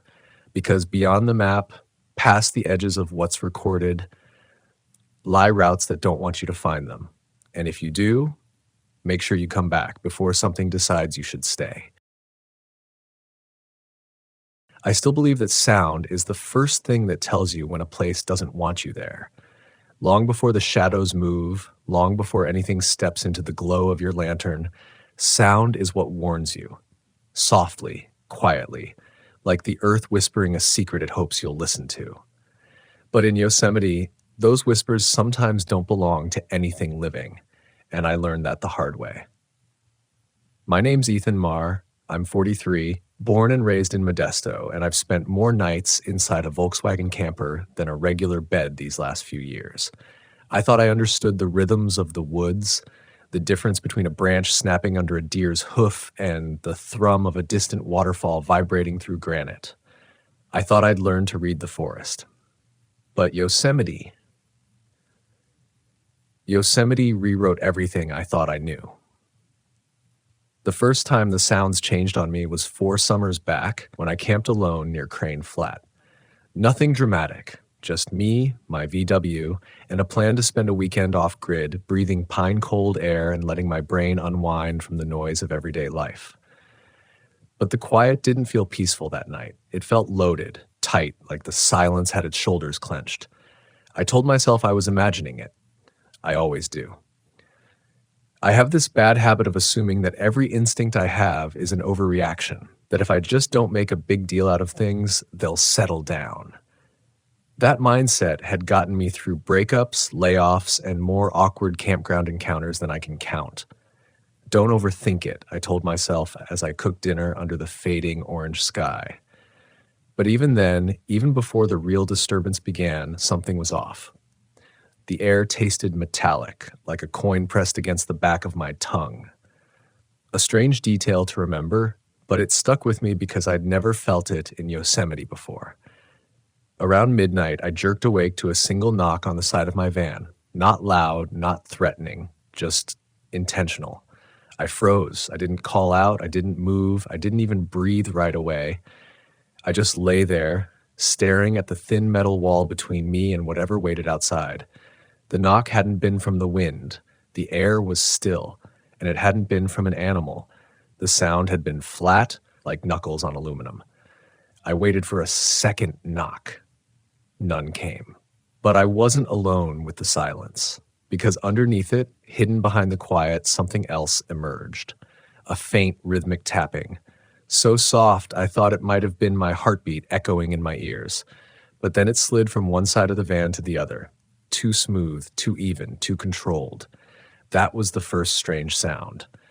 The next morning, I tried brushing it off, probably a hiker messing around, maybe a pine cone, dropping at just the right angle at just the right time. I made coffee, shook the unease off like a cold draft, and geared up for a day hike. But as I locked up the van, my eyes drifted to the dust on the side panel.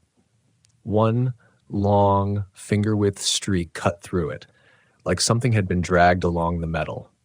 I didn't want to think about it. Yosemite's a place you can't afford to psych yourself out. The wilderness is real, the cliffs unforgiving, and the park rangers are heroic but not psychic.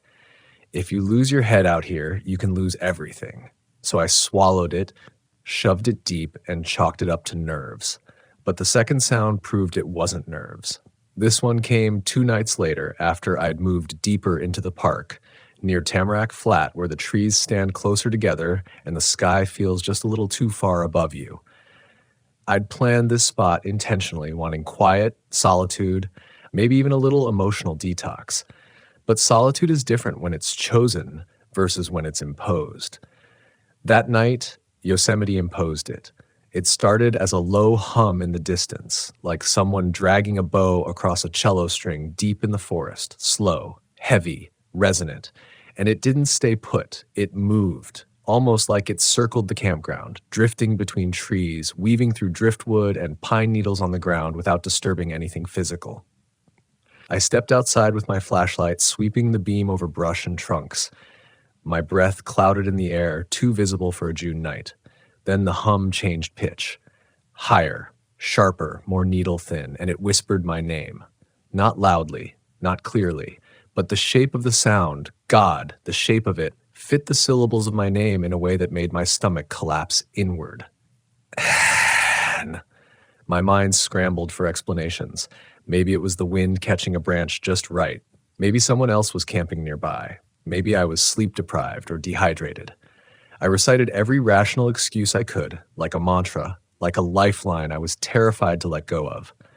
But the truth was simpler and far more disturbing. No one else was around, and the wind had died hours ago, and I had never heard anything alive make that kind of sound. I didn't sleep that night. I kept the van locked, flashlight in hand, pulse pounding like a drumline in my ears. Every so often, the hum would return, sometimes closer, sometimes farther, but always drifting, always circling. It felt like the forest was breathing around me, exhaling long, dissonant notes through the needles of the pines. The third story, the third sound, belonged to a ranger I met on my way out the next morning. I didn't tell him everything. I didn't want to seem like someone losing their grip. But I mentioned the strange noise, the low humming, and the whisper of my name that I was definitely imagining. He didn't laugh. He didn't even blink. He just tightened his jaw and looked toward the trees. He told me quietly that every year people report hearing things at night. Voices, hums, knocking, crying. Some claim it's the wind. Some swear it's animals, but a few insist it's the granite itself, vibrating in ways science can't fully map, echoing trapped pockets of air and ancient tectonic forces that mimic human tones. But then he said one thing that stuck with me more than anything else. If it's coming closer, he said, don't follow it. Don't answer it. Don't even acknowledge it. Some things out here invite themselves in if you let them. That advice saved me a week later, because the fourth and fifth stories, those weren't something I heard from anyone else. Those were mine, and they were worse than anything I'd heard about Yosemite before. They started the next time I returned to the park, because despite everything, despite the warnings, despite the way my instincts screamed at me, I came back. We all come back to the places that mark us, even if we pretend it's just for the scenery or the peace or the memories. I came back because part of me needed to know if what I heard was real or just the reflection of old fears I never dealt with. But Yosemite answered that question fast. The fourth sound happened near Yosemite Creek, this sharp, wet slap in the water. Repeated, measured. Like someone walking along the creek bed barefoot, heel then toes, moving slowly toward my camp. And the fifth sound wasn't a sound at all. It was the absence of one, the total absolute muting of the forest, The instant quiet that says something is watching, something too close, something that shouldn't be there. And that's where the story truly begins to unravel. When the forest goes silent, it doesn't fade gradually the way people imagine. It doesn't dim like someone lowering a volume knob. It drops all at once as if the air flattens and the world folds inward.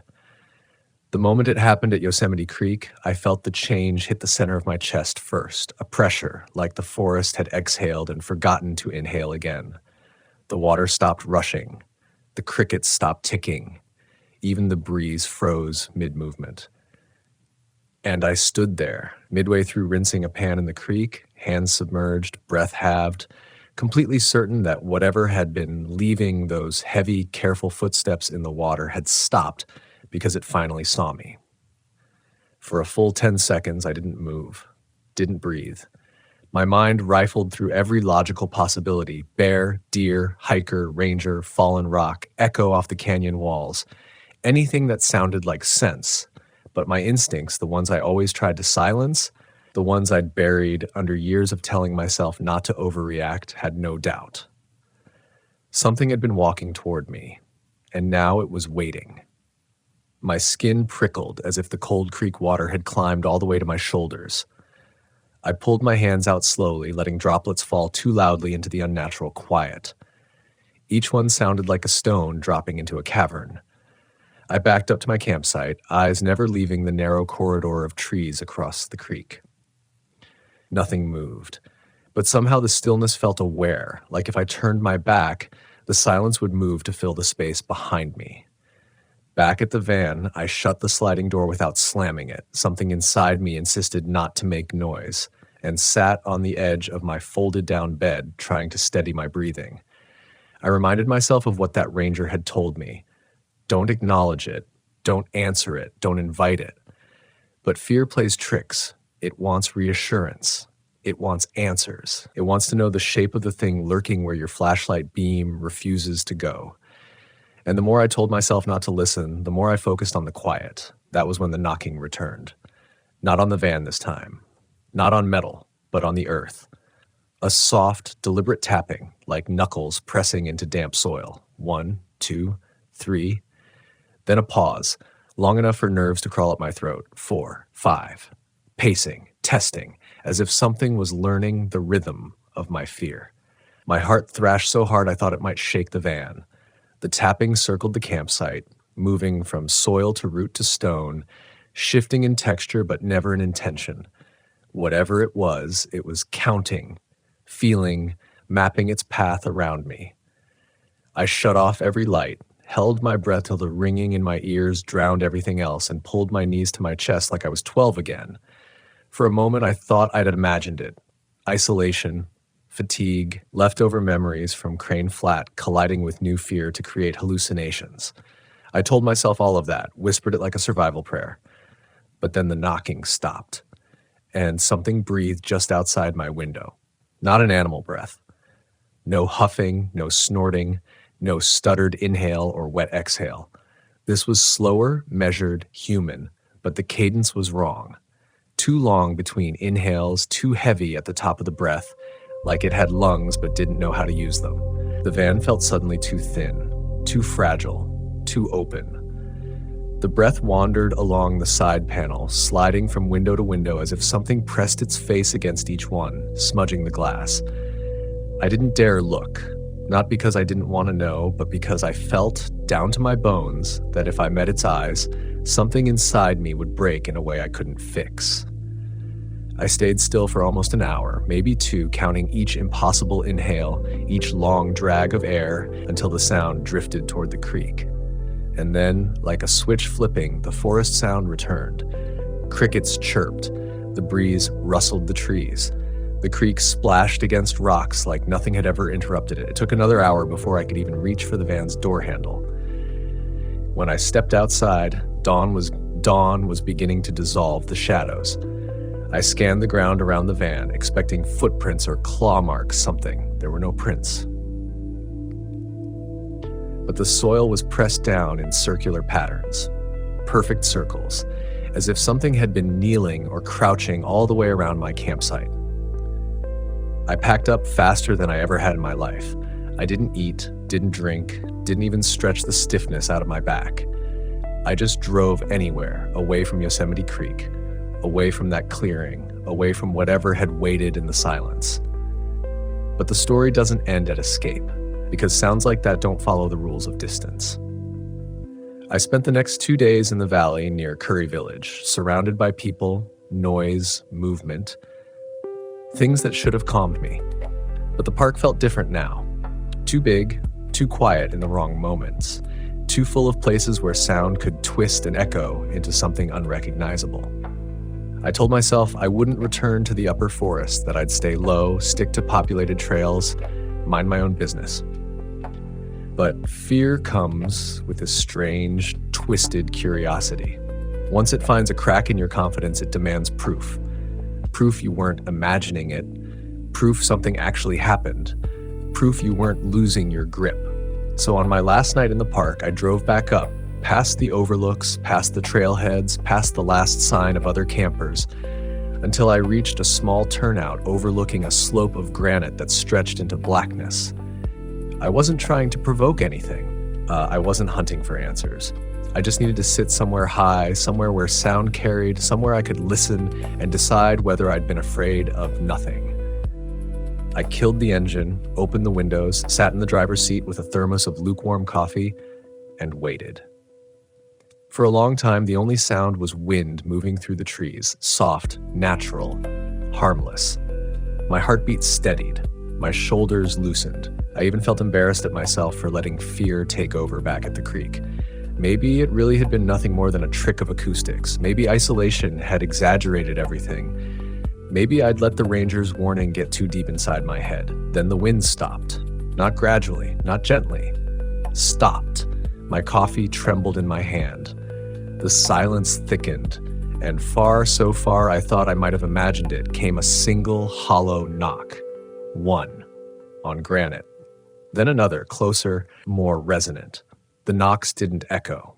Granite should echo. It's famous for it. But the sound fell flat as if the stone swallowed it whole. I gripped the steering wheel, eyes locked on the slope ahead, refusing to blink. The sky seemed to darken, even though the moon was full. The trees leaned inward, their silhouettes narrowing around the turnout like a jaw closing. The third knock came from behind my van. I didn't turn. Couldn't turn, because something inside me, something instinctive, ancient, knew that whatever stood there was waiting for the moment I acknowledged it.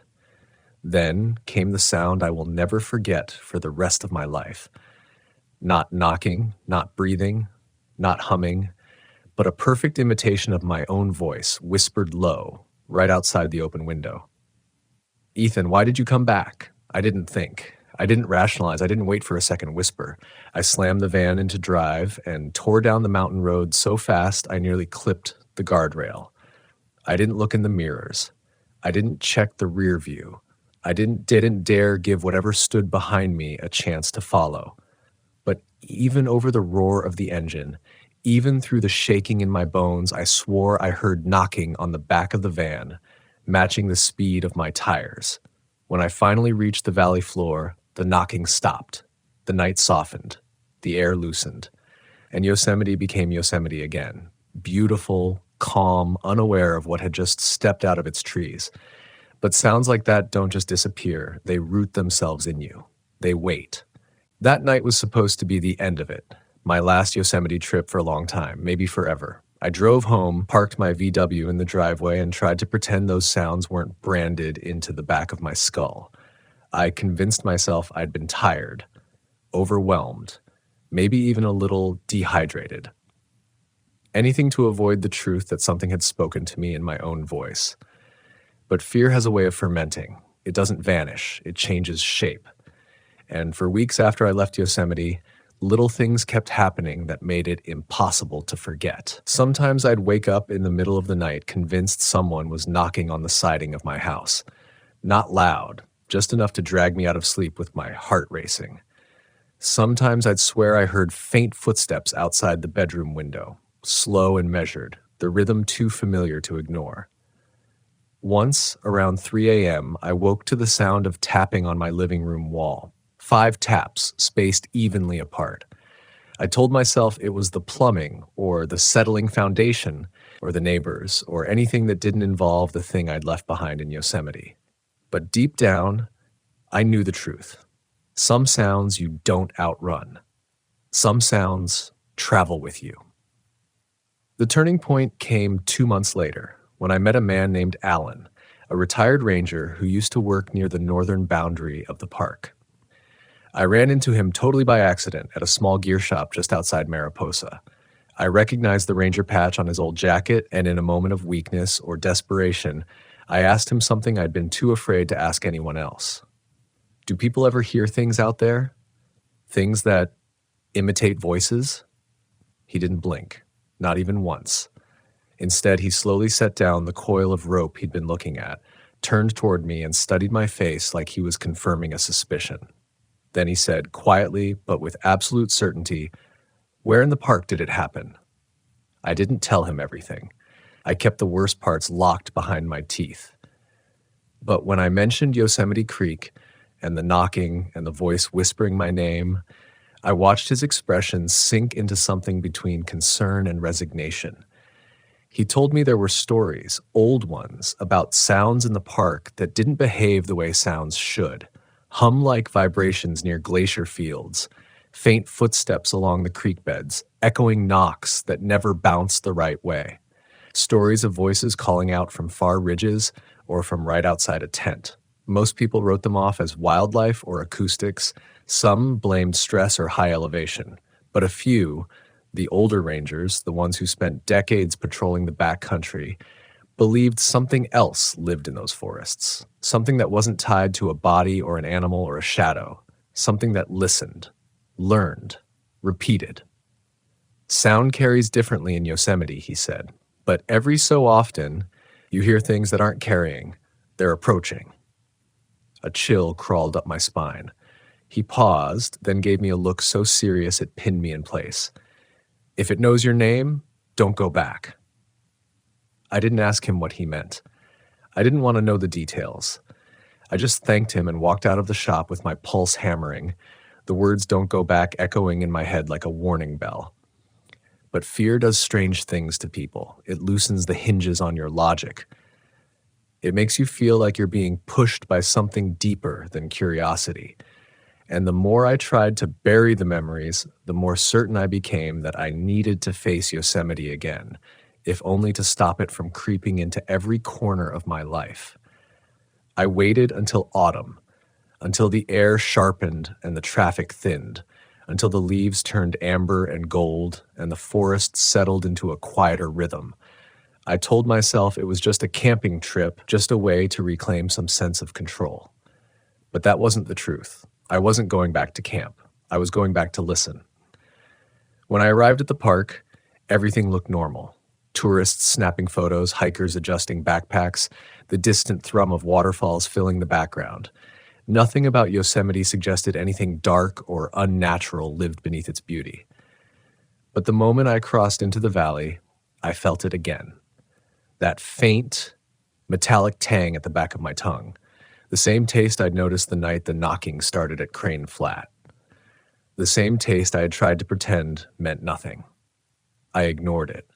I drove deeper. Past the lodge, past the trailheads, past the places where sound behaved the way sound is supposed to. I took the same road toward Yosemite Creek, but not to the same campsite. I couldn't bring myself to return to that exact spot.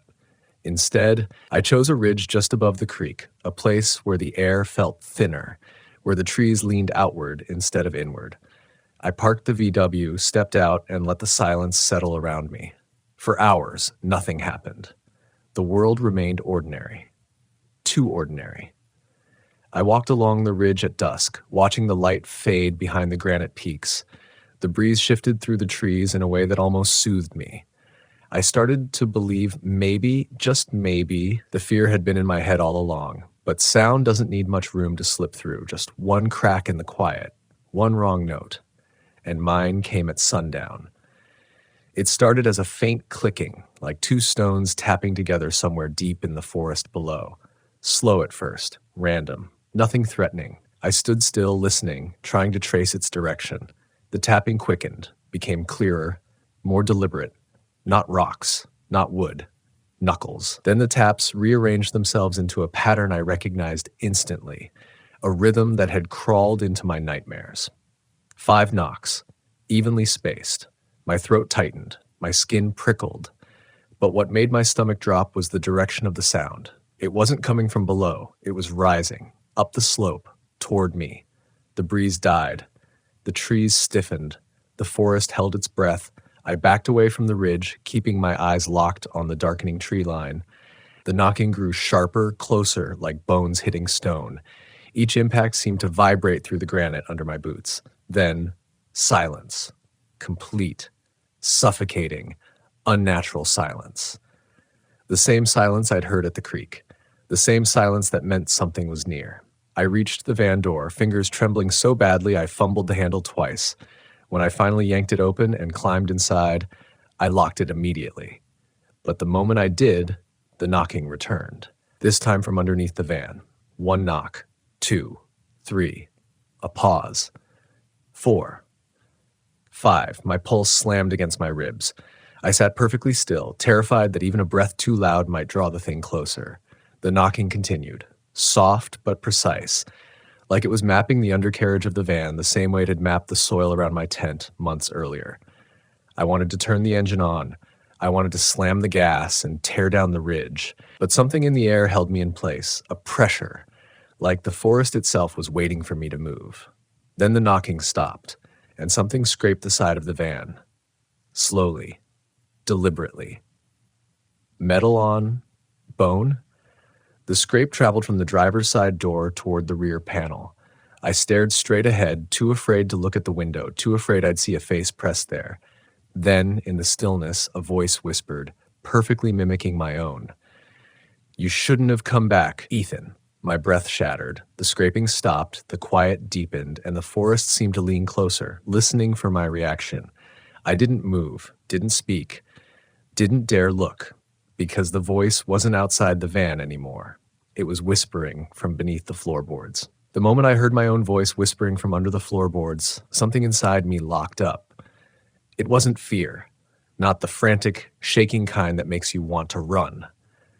This was different, colder, deeper, like a trapdoor inside my chest had opened, and everything that made me feel human slipped straight through it. I didn't move, didn't breathe, didn't dare blink. The whisper came again, softer this time, as if whoever or whatever was down there was trying to coax me into responding. "Ethan, let me in." My pulse pounded so hard it made the metal walls seem to vibrate. I pressed both palms to the steering wheel, gripping it like the only real thing left in the world. I wanted to tell myself the noise was in my head, that stress had reached a breaking point, that my brain was recycling fear into hallucination. But then the floor under my boots bowed upward, just slightly. Just enough to feel something push from below. My skin crawled so violently I almost tore a layer off. Instinct told me to start the engine. Logic told me the same. But fear, real fear, has its own gravity. It pins you down, convinces you movement will be the thing that kills you. And for a moment too long, I listened to that instinct. The van shuddered again, a soft knock only inches below me. 5 taps, even, measured, familiar. Then a sound I wish to God I could forget. A breath, long, heavy, inhumanly slow. It rose through the floor as if the van had lungs. I jolted back to life.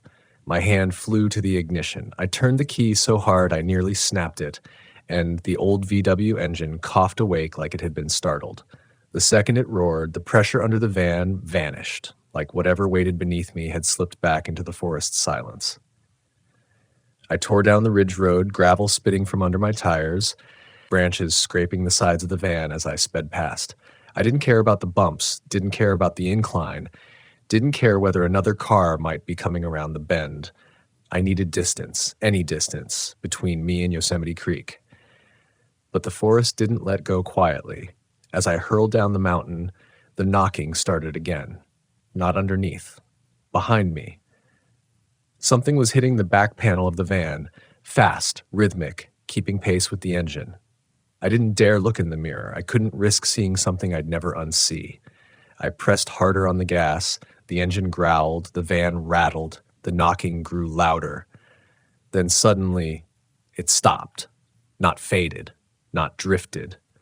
Stopped. The silence that followed was worse than the sound itself. It felt heavy, like the air inside the van had thickened. My hands tightened around the wheel until my knuckles went pale. The road leveled out, curving along the edge of a granite drop-off. The trees thinned, revealing a broad view of the valley below. Dark, endless, watching. That was when my headlights caught a figure standing in the middle of the road. I slammed the brakes so hard the van fishtailed. My tires screeched against the pavement, and I fought the wheel with both hands, heart slamming against my ribs. The van jerked to a stop just a few feet from the figure. My chest tightened. My breath froze. My headlights illuminated the shape in harsh white. It was a man, or at least it looked like one. Tall. Still, face tilted just a little too far upward, like he was staring into the beam of the headlights on purpose. Hair matted with dirt, clothes torn, dripping with moisture, like he'd just climbed out of the creek. I couldn't move, couldn't even swallow. And then he opened his mouth.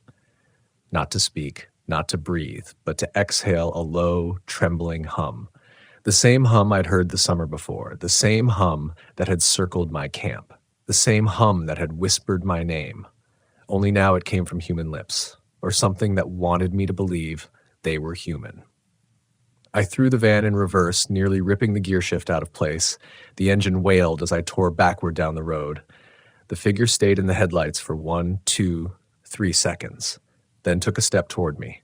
No swaying, no hesitation, no limp, just one clean, predatory step. I didn't wait for the second. I whipped the van into drive and sped forward, swerving around him so hard I nearly hit the granite wall. As I passed, I caught one glimpse, one unbearable moment, where the figure turned its head to follow my movement. And its face, God. The skin was too smooth in some places, too stretched in others, like something underneath was pressing outward, rearranging the features as it mimicked what a face should be. Its mouth hung slightly open, but there were no teeth, just darkness, and the humming didn't come from his throat. It came from behind his eyes.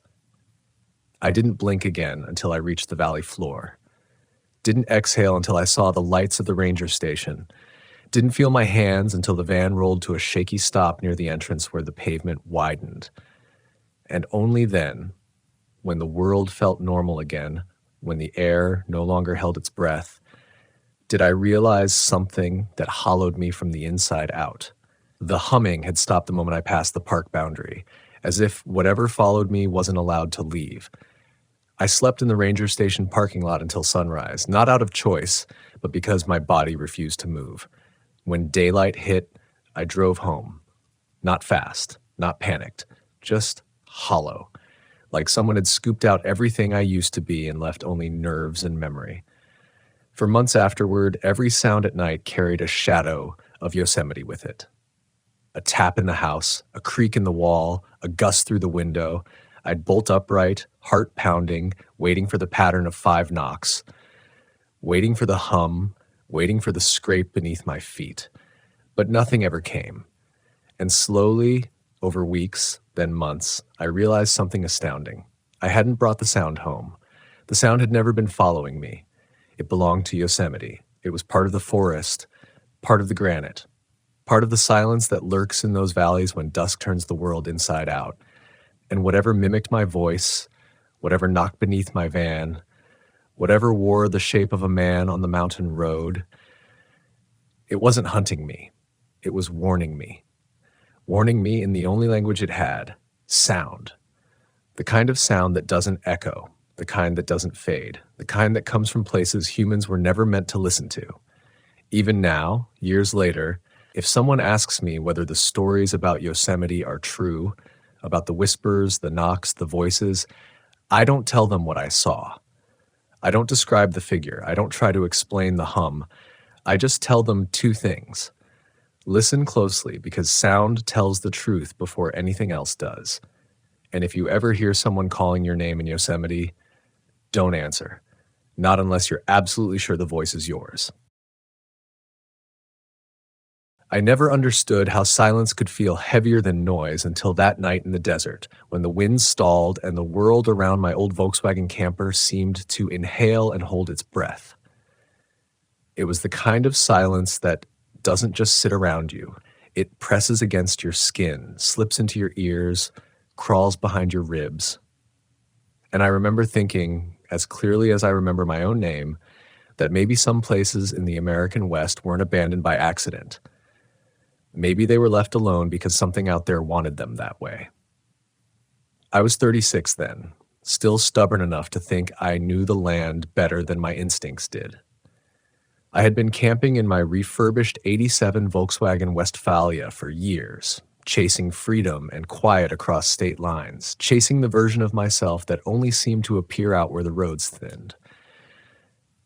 I'd recently made it a point to stay at older, half-forgotten campgrounds, ones not listed anymore on most apps, not maintained. The kind of places passed over by families and claimed instead by wanderers, loners, and people looking for something they didn't want to name. The more I camped alone, the more I convinced myself solitude sharpened my senses. I didn't admit that sometimes the quiet sharpened my fears too. This time, I was somewhere between Nevada and Utah, a place a local mechanic named Travis had told me about while we were both leaning over my van's open-engine bay in a dusty roadside shop. There's an old campground about 40 minutes off the main highway, he'd said, wiping his hands on a towel that looked older than the building. Cold Creek Flats. Used to be a big spot in the 60s and 70s. Closed down after some disappearances. You can still camp there if you know where to look. He'd grinned then, but it wasn't a friendly grin. More like he was testing whether I liked stories like that. I told myself he was joking. I also told myself I wasn't going to let a hint of mystery stop me from enjoying a quiet night under the stars. The road out there was a bony washboard, kicking up dust so thick it looked like I'd driven into a fading photograph. My Volkswagen rattled, not uncomfortably, but like it was trying to ask me if I was sure about this. I followed the old coordinates I'd found buried in a forgotten online forum archive. People reminiscing about their families camping there decades ago, all saying the same thing, that Cold Creek Flats had felt different. Not dangerous, just different. By the time I reached the entrance, dusk was thinning across the horizon like a spilled watercolor. The metal campground sign hung crooked from one remaining bolt, swinging gently even though the air was still. I pulled in, passing the first empty sites. The fire rings were rusted through. The wooden tables were bleached bone white by heat and time. No graffiti, no trash, no footprints. It looked less abandoned and more untouched, preserved by neglect. I parked near what used to be Site 14. I didn't choose it intentionally. My headlights just happened to fall on it first.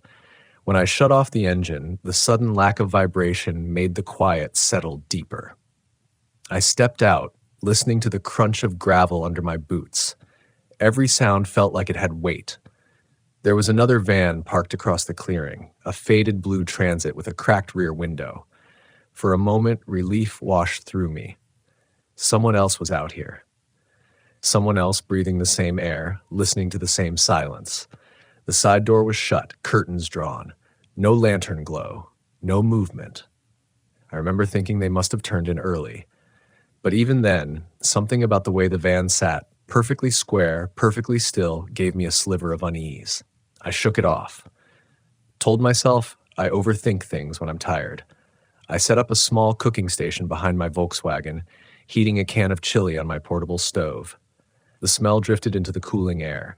The stars came fast, one blink, then a whole sky full of them, so bright they looked like they were leaning close. I ate quietly, half listening to the metal ping of the cooling engine. Everything felt fine, normal. Except the longer I sat, the more I noticed the absence of sounds I should have heard. No distant coyotes, no insects, no shifting wind, like the place was holding itself stiff. When the first noise came, it was so faint I thought I imagined it. A soft tap that echoed across the clearing. A knock, almost, like someone gently rapping on metal. I looked toward the blue van. Its shape was a dark block against the desert. No light, no shadow movement. I waited for a sign, footsteps, a door, something. Nothing came. I told myself it was thermal contraction, old metal cooling in night air.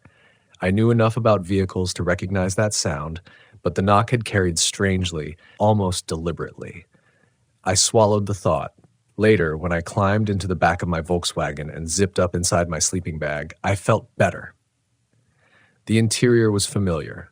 Curtains drawn, overhead cabinet holding my small lantern, the faint scent of pine from the air freshener clipped to the dash. I left the back window cracked because the night was still warm. I listened to the desert, a listening that turned into a waiting for normal campground noises. But the silence held steady, thick, and unbroken. Around midnight, I woke to another sound. Not a knock this time, something lighter, like fingertips brushing the outside of the van. I lay completely still, hardly breathing. The touch came again near the rear window, just once, soft, almost curious. The desert has its tricks. Even in stillness, temperature shifts can make branches bend or objects settle. Except there were no branches, no trees taller than waist-high for miles, and the brushing had come from above the ground, higher than any shrub could reach. I sat up slowly, heart knocking at my ribs harder than anything outside. I didn't turn on the lantern. I didn't want whoever or whatever was outside to know I was awake. The brushing stopped. Then, faintly, footsteps, moving toward the passenger side of the van, slow, unhurried, like whoever was out there wasn't trying to sneak, like they wanted me to hear. My mouth went dry. I leaned forward just enough to peek out through a narrow gap in the curtain. I could see only shapes, the land dimly lit by starlight. The blue transit van still sat across the clearing, silent and dark. The footsteps paused somewhere near my passenger door, just outside my field of view. "Hello?" I whispered before I could stop myself. The footsteps stopped. My pulse pounded in my throat. Silence. Then the faintest exhale, so quiet I wasn't sure if it was real or something my fear invented. A breath outside my door, close enough that I felt my skin prickle like it recognized a warning long before my mind did. I stayed frozen, hand hovering near my phone. I didn't grab it, didn't want the glow to give me away. Instead, I listened.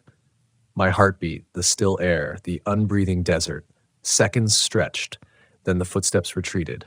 Slow, deliberate, crunching gravel as they moved away from the van and toward the blue transit.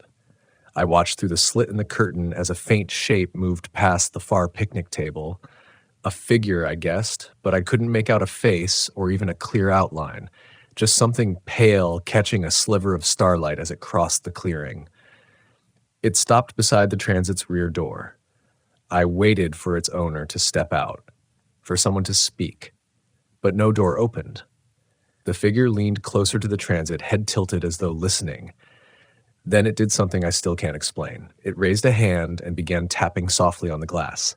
Tap, tap, tap. Slow, rhythmic, patient. Like it was waiting for someone inside to answer. No one did. It kept tapping. I held my breath until spots danced behind my eyes. Then, without warning, it turned. Not toward the desert, not toward another campsite. It turned back toward me and began walking slowly, directly toward my Volkswagen. It moved with an eerie steadiness, not rushed, not hesitant, just sure, like it had already memorized the space between the transit and my Volkswagen, like it had walked that path 1,000 times before. I backed away from the curtain instinctively, breath clamped in my chest, every nerve pulling tight like wire.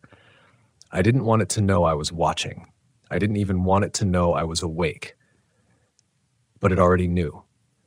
I felt it in the way the air thickened outside, in the faint shift of gravel as it changed direction slightly, angling toward the rear window I'd left cracked open. The one opening I'd thought was harmless.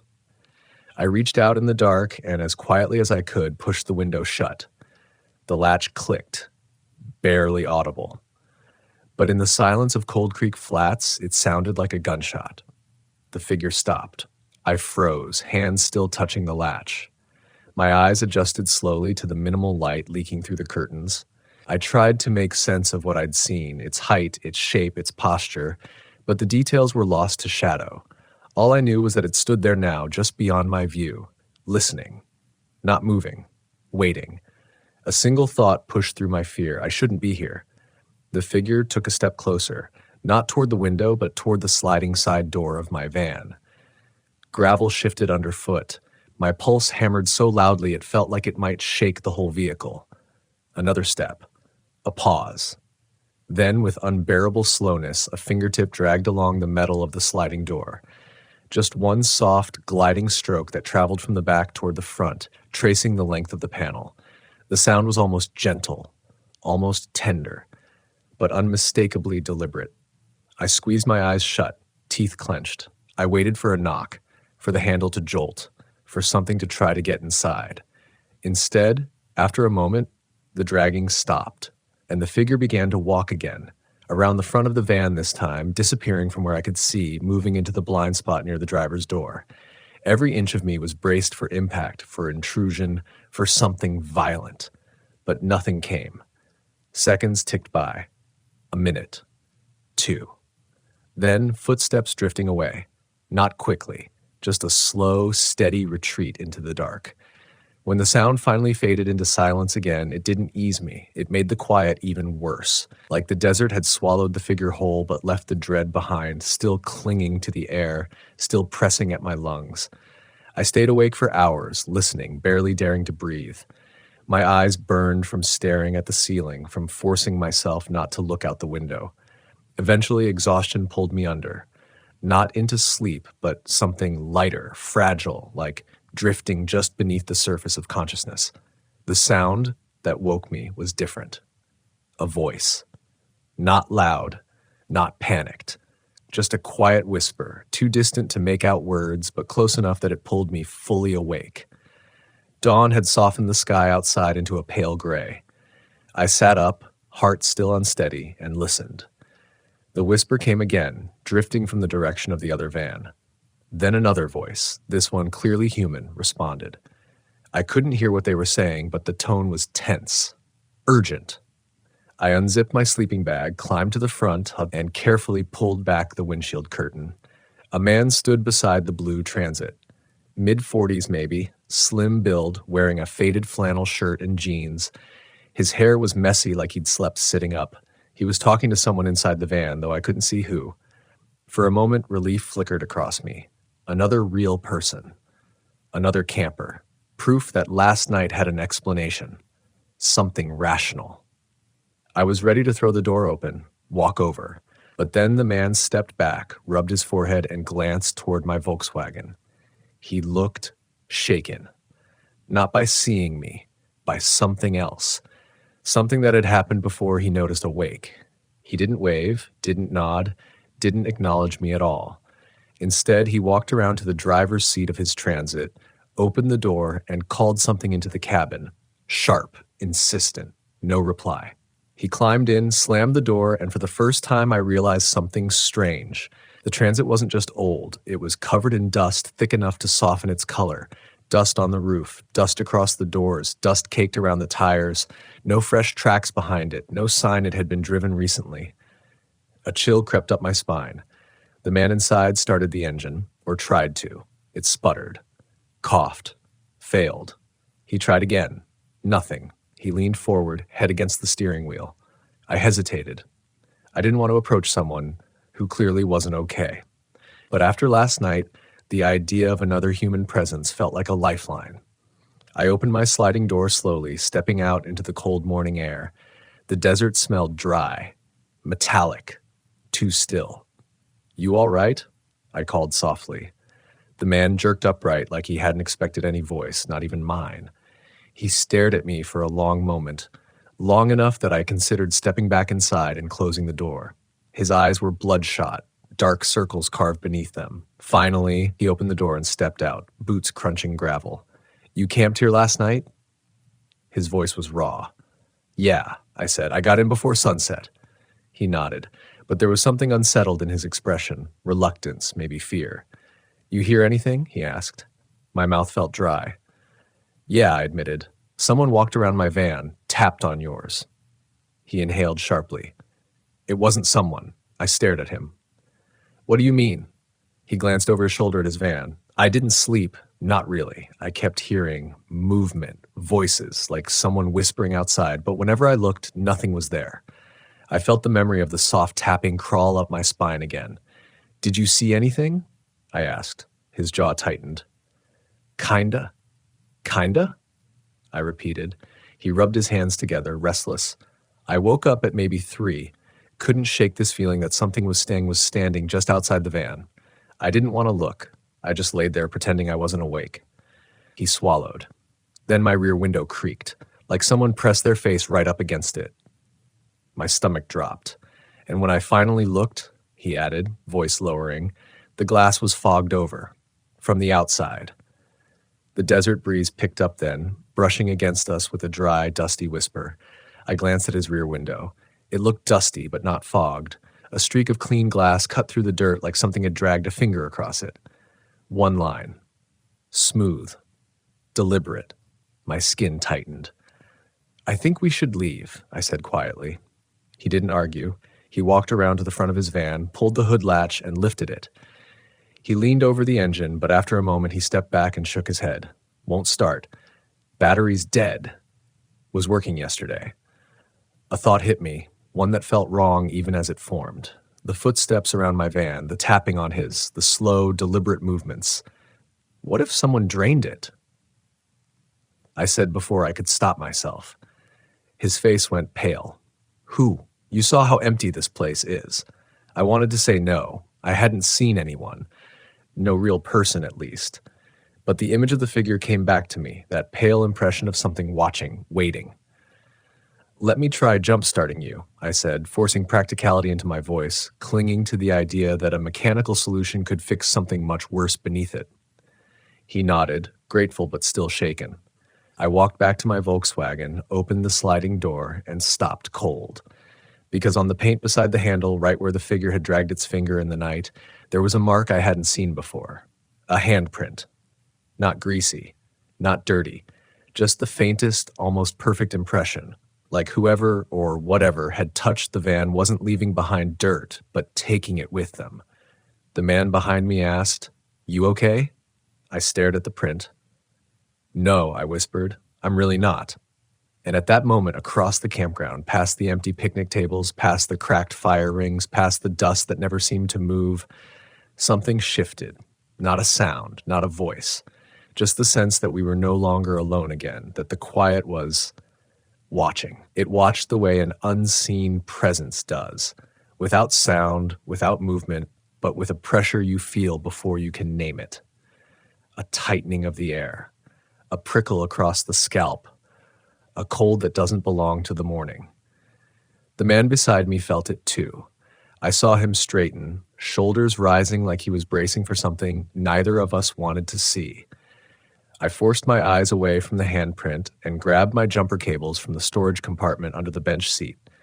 Every instinct screamed at me to get in the Volkswagen, start the engine, and drive until the wheels fell off. But leaving someone stranded at an abandoned campground wasn't something I could make myself do. Not yet. Not while he was standing there staring at the horizon like he expected something to crawl out of it. We moved toward his transit in silence. The gravel crunched under our boots, but even that seemed muted somehow, like the ground didn't want our sounds to travel too far. I clipped the cables onto his battery terminals first. He tried to smile, a small, tight expression that carried more dread than gratitude. "Appreciate this," he murmured. "Yeah," I said, though my voice felt thin, barely tethered to my body. I walked back to my Volkswagen, popped the hood, and connected the other end of the cables. My hands shook a little, which wasn't like me. Years of traveling alone had taught me to stay calm under stress. But Cold Creek Flats wasn't just stressful. It felt wrong, like the kind of place where your instincts were screaming on your behalf because something your eyes couldn't see had already noticed you. I climbed into the driver's seat and turned the key. The Volkswagen's engine growled to life with a rough cough, strong, reliable, waking fully like it was grateful to be running again. Across the clearing, the man stepped into his van. I watched through my windshield as he gripped his ignition and turned it. His engine whined, weak and stubborn. He tried again. A sputter. A grind. Nothing. In the stillness that followed, something in me cracked. The silence wasn't natural, not in the way that quiet mornings are peaceful. This felt like the desert itself was holding its breath, waiting for a weakness to reveal itself. I shut off my engine and stepped back outside. "Let me try adjusting the clamp," I called, trying to keep my voice steady. "Maybe it's loose." But the man wasn't looking at his battery. He was looking past me. His expression drained, eyes fixed over my shoulder with a horror so immediate, so raw, that I didn't need to turn around to know something was standing behind me. But I did. Slowly, carefully. Every inch of motion felt like pushing through thick water. At first, I didn't see anything. Just the campground, the scattered stones, the bent metal sign, the emptiness. Then my eyes drifted farther, toward the far edge of the clearing, near the old service road that disappeared into waist-high sagebrush. A figure. Not moving. Not approaching. Just standing. Human shape. Average height. Still as a fence post, like the body had been placed there, not grown into the world like the rest of us. No color to distinguish clothes or hair, just the faint outline that made the figure more shadow than person. "What the hell?" I whispered. The man's voice quivered. "It was closer a minute ago." A chill shuddered through me. "What do you mean closer?" "When I looked up," he whispered, "it was by the picnic table." My gaze snapped to the table 15 yards away. Empty. "Maybe it's another camper," I said weakly, the words falling out of my mouth without conviction. The man didn't respond. He didn't have to. There was nothing about that unmoving silhouette that suggested a real person. No shifting of weight, no breath, no curiosity. Just a presence that felt like watching a photograph someone had cut out and pinned upright in the dirt. And then, just as I thought the silence couldn't become more suffocating, it tilted its head. Not much. Just a small, unnatural angle, a mechanic's precision, a predator's attention. My blood iced. The man took a step backward. "We need to go. Now. Forget the engine. Forget everything." "I can't just leave you." "You can," he snapped, voice breaking. "You should." A heavy moment stood between us, a moment where fear and responsibility wrestled inside me. But before the choice could settle, the figure moved, not toward us, not toward anything.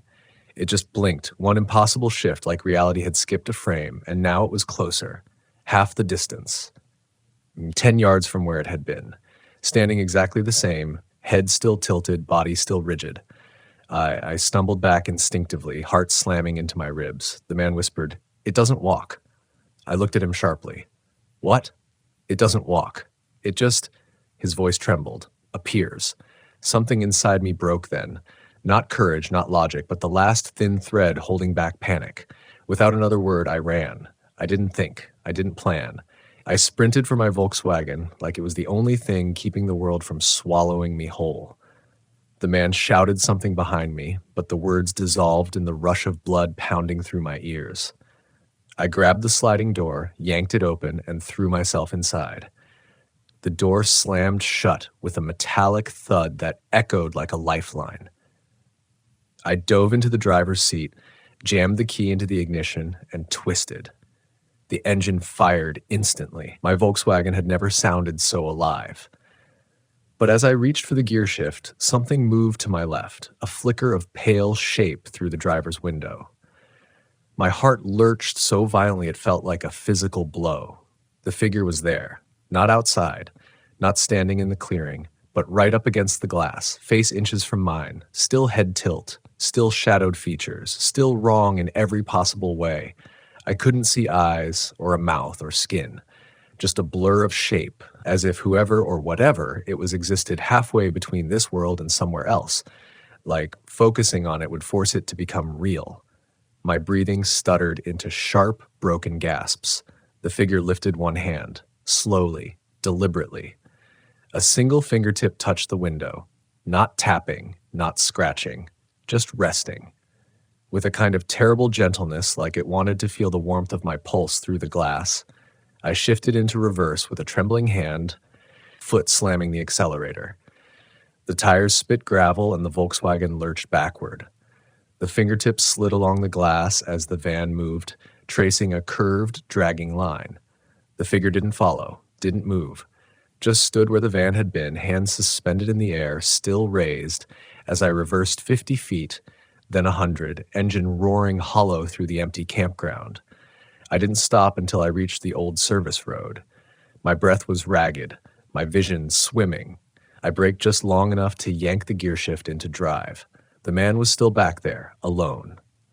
Frozen, staring at the figure that now stood between him and the only working vehicle.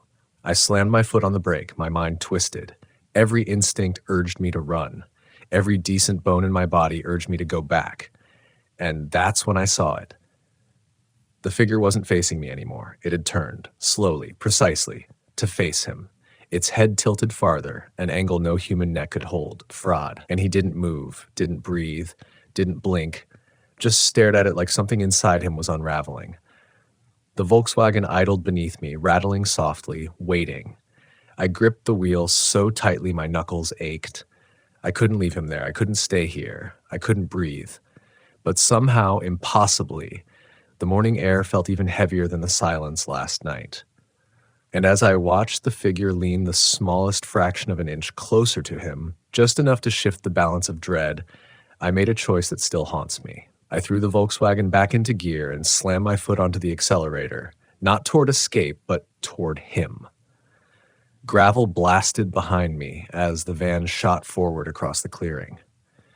The figure didn't move at first. It stood exactly where it had been, angled toward the man like it was studying him, like it had all the time in the world to decide what to do next.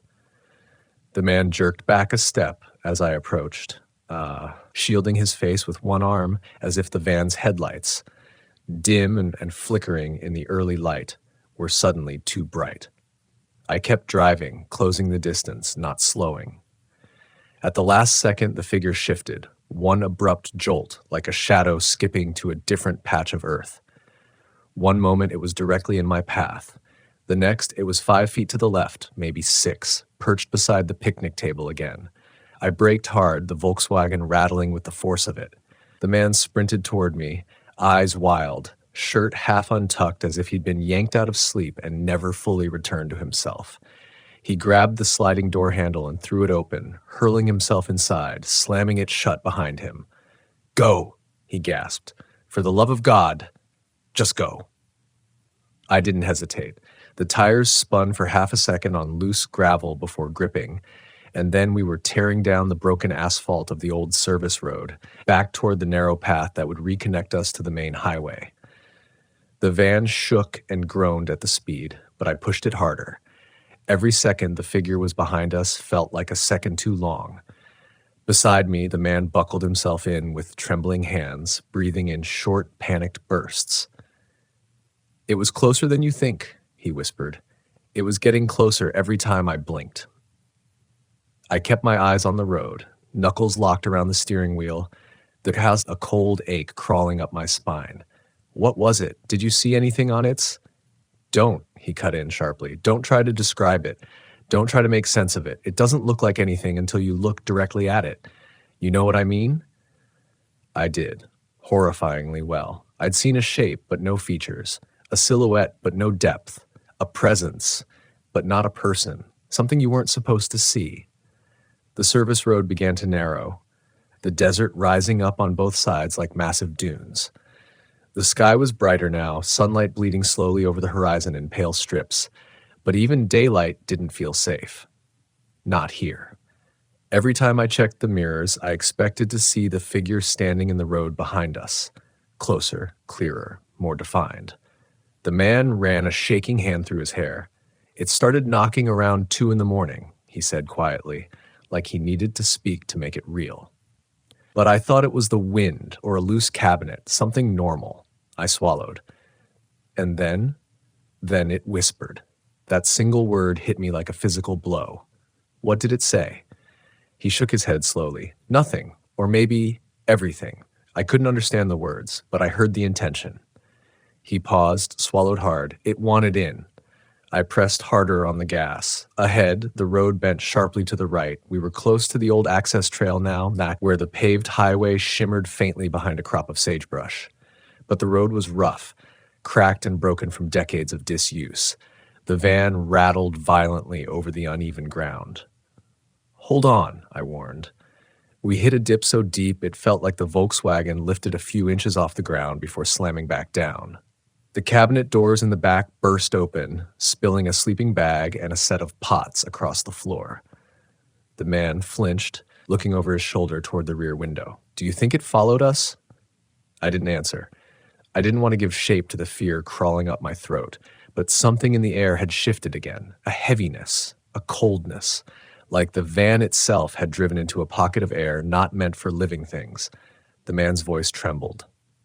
"Slow down." "What?" "Slow down," he repeated, eyes fixed on something behind me. I felt the back of my neck tighten. "Why?" "Because it's behind us." My hands locked on the wheel. I didn't turn around. I didn't check the mirror. I didn't dare. Instead, I asked the only question that mattered. "How close?" He swallowed. "Too close." A breath scraped from my throat. "Describe it." "I'm not sure," he whispered. "Every time I look at it, it looks different. Closer. Taller. Wrong." The van shook violently over a rut. We were only a few hundred yards from the highway now. I could see the glint of sunlight on the pavement. "Don't stop," the man said suddenly. "It wants you to." My foot pressed harder on the gas. The Volkswagen growled. The tires clawed the dirt. The clearing receded. But the air behind us, it thickened, like pressure climbing against the metal of the van. The man's breathing turned ragged. "It's getting closer." "How do you know?" I asked, voice trembling. "I can feel it," he whispered, "in my teeth, in my bones." I didn't know what that meant, but I believed him completely. The access trail came into view, narrow, winding, flanked by sharp rocks that could tear the underside of the van apart if I misjudged the turn by even an inch. But I didn't slow. I didn't hesitate. I steered sharply to the right, the tires skidding over gravel before finding traction. The van lurched violently, but we stayed upright, barreling onto the last stretch of old road before the asphalt began. The moment the tires hit pavement, something shifted. A sound, a faint metallic scrape along the rear panel, like fingernails. The man clapped a hand over his mouth to choke down a scream.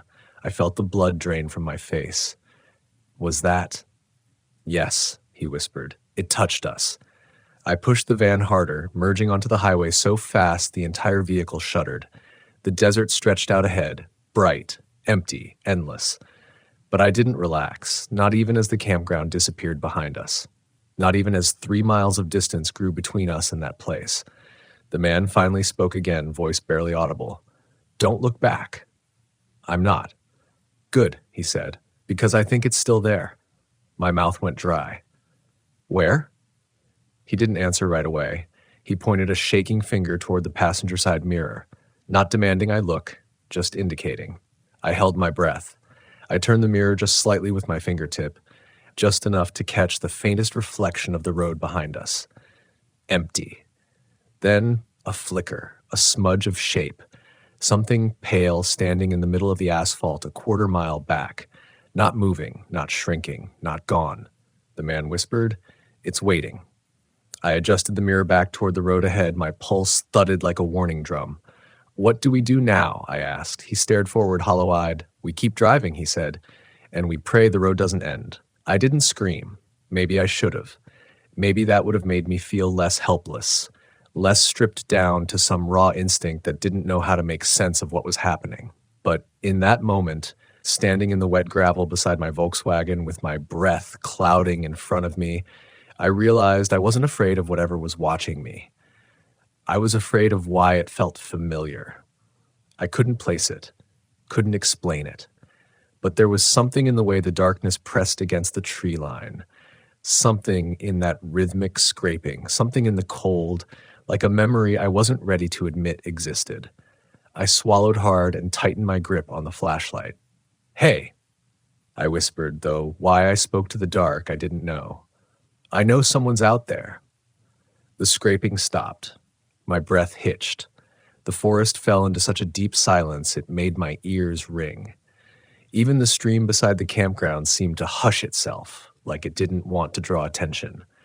Then, from somewhere behind the nearest tent platform, a low exhale drifted out, slow, rough, as if someone had been holding their breath the whole time. I lifted the beam of the flashlight, but the fog caught it, turning everything into a washed-out blur. The light barely penetrated more than a few yards ahead. I stepped backward toward the VW door. That's when I heard my name. Not loud, not whispered, just stated. Spoken plainly, like someone stepping into a room and acknowledging me. Evan. My muscles locked. My stomach dropped. I didn't move, didn't breathe, didn't blink. The voice came from maybe 10 feet away, right at the edge of the fog line. Except nobody at the campground knew my name. And the way it was spoken, I don't know how to describe it except to say it felt borrowed, like someone trying out a word they weren't used to. The beam of my flashlight shook in my hand. Who is that? The silence that followed was so complete it felt like a response. The hair on my arms stood up. Everything in me was begging to get inside the van, lock the door, and leave. But another part of me, the part that hates loose ends and unfinished terrors, kept me rooted in place. The fog shifted near the tree line. A shape moved, tall, slender, human, but only in outline. No light seemed to touch it. It stood perfectly still, and for a moment I wondered if I'd imagined it. But then it stepped forward, and the gravel under its foot gave the smallest crunch. My chest tightened painfully. I took one slow step back, then another. The figure didn't move again. It just stood there, half concealed by fog, as though waiting for something. My fingers scrambled at the door handle. I swung it open, slid inside, and shut it quickly. My breath fogged the glass immediately. My hands shook so badly I could barely lock the doors, but I forced my thumb down on the switch until I heard the click of every lock engaging. Inside the Volkswagen, everything felt smaller, tighter, more personal, like fear had gotten in with me. I flicked off the flashlight. Darkness swallowed the interior. My breathing sounded too loud. Through the windshield, I could still see the vague shape in the fog. It hadn't moved. It didn't try to come closer. It just existed there, like a fact I wasn't ready to confront. I lay down flat on the bed platform, pulling my sleeping bag over my chest like a flimsy shield. I told myself to breathe slowly, to listen, to stay alert. But every time I almost drifted off, a faint scrape or shifting sound outside pulled me back to consciousness. Hours passed like that, fear in slow, steady waves. Never peeking into panic, but never letting me rest. When the first gray light of morning seeped through the condensation on the windows, the figure was gone. But something else remained. Footprints. They circled the van, once clockwise, once counterclockwise, bare footprints, no shoe tread, no sock texture. I stared at them through the fog glass, unable to make myself step outside yet. The sight of them, perfect, clear, human, didn't make me feel any better. It made me feel worse. A rational person would have packed up and driven out then and there. But fear has a strange way of warping logic. I kept trying to convince myself there had to be some explanation. A sleepwalker, a prank, an illusion created by the fog and the distance. But none of those explanations accounted for the voice saying my name. I finally forced myself to get out, stretch my stiff legs, splash some cold water on my face from the jug in the van, and survey the rest of the area. That's when I noticed something even stranger. Every other campsite was empty. Not like people had left in a hurry. Not like a mass exodus during the night. No, more like nobody had ever been there. No tents, no fire pits filled with ash, no tire tracks. The platforms were clean and bare, like a campground waiting for guests. Not one currently housing them. Had I imagined the rangers saying Section B was full? Had I misheard? I checked the map posted near the trailhead. Section B was marked as closed for maintenance. But last night when I drove in, there was no sign, no rope, no barrier. Just the gate standing open, inviting me in. A pit formed in my stomach. I stood there a long time, trying to make sense of it, trying to reconcile the simple physical world with the way the night had felt. A faint breeze pushed through the pines, and something about the sound made my skin crawl. Not because it was eerie, but because it felt familiar, like it was trying to remind me of something I didn't want to remember. A few miles north, according to the map, sat an older part of the campground no longer in use, abandoned, overgrown, officially closed a decade ago after a landslide. People in town called it the Vanished Loop, where campsites slowly disappeared under brush and rock. Most locals didn't talk about it unless asked, so I decided I had to see it. Not because it was smart, but because fear without answers becomes a shadow you carry forever. I drove the Volkswagen down the rough dirt road leading deeper into the forest. The morning sun did little to ease the dread settling deeper into my chest.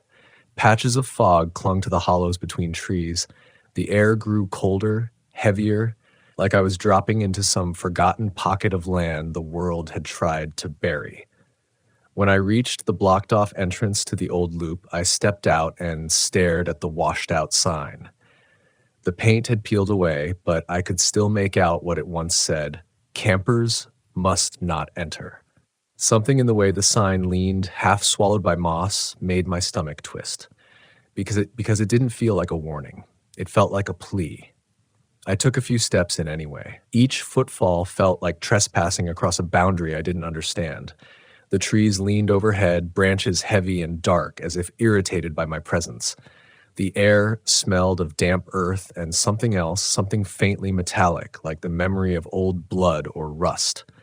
The trail wound between collapsed picnic tables and rotting signposts.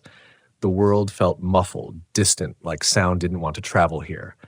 Even my footsteps sounded unnatural, as though the ground was swallowing the noise. Then I saw it. A single Volkswagen bus, pale blue, half crushed under a fallen tree, its windows shattered, its roof caved in. Vines crawled through the broken glass, moss coated the wheels. The sight of it made something inside me go still, because I recognized the model. Same year as mine, same body style, same layout. I walked closer, heart pounding, breath shallow. The driver's door creaked open, not because I touched it, but because something nudged it from inside. And then someone whispered my name again. I froze, body tensed so tightly it felt like my skeleton was folding in on itself. The whisper came again, carried on the damp air between broken pines and collapsed picnic tables. Evan. I didn't move. I didn't breathe. My mind scrambled, grasping for explanations that made sense, rationalizations that might convince me I hadn't heard it.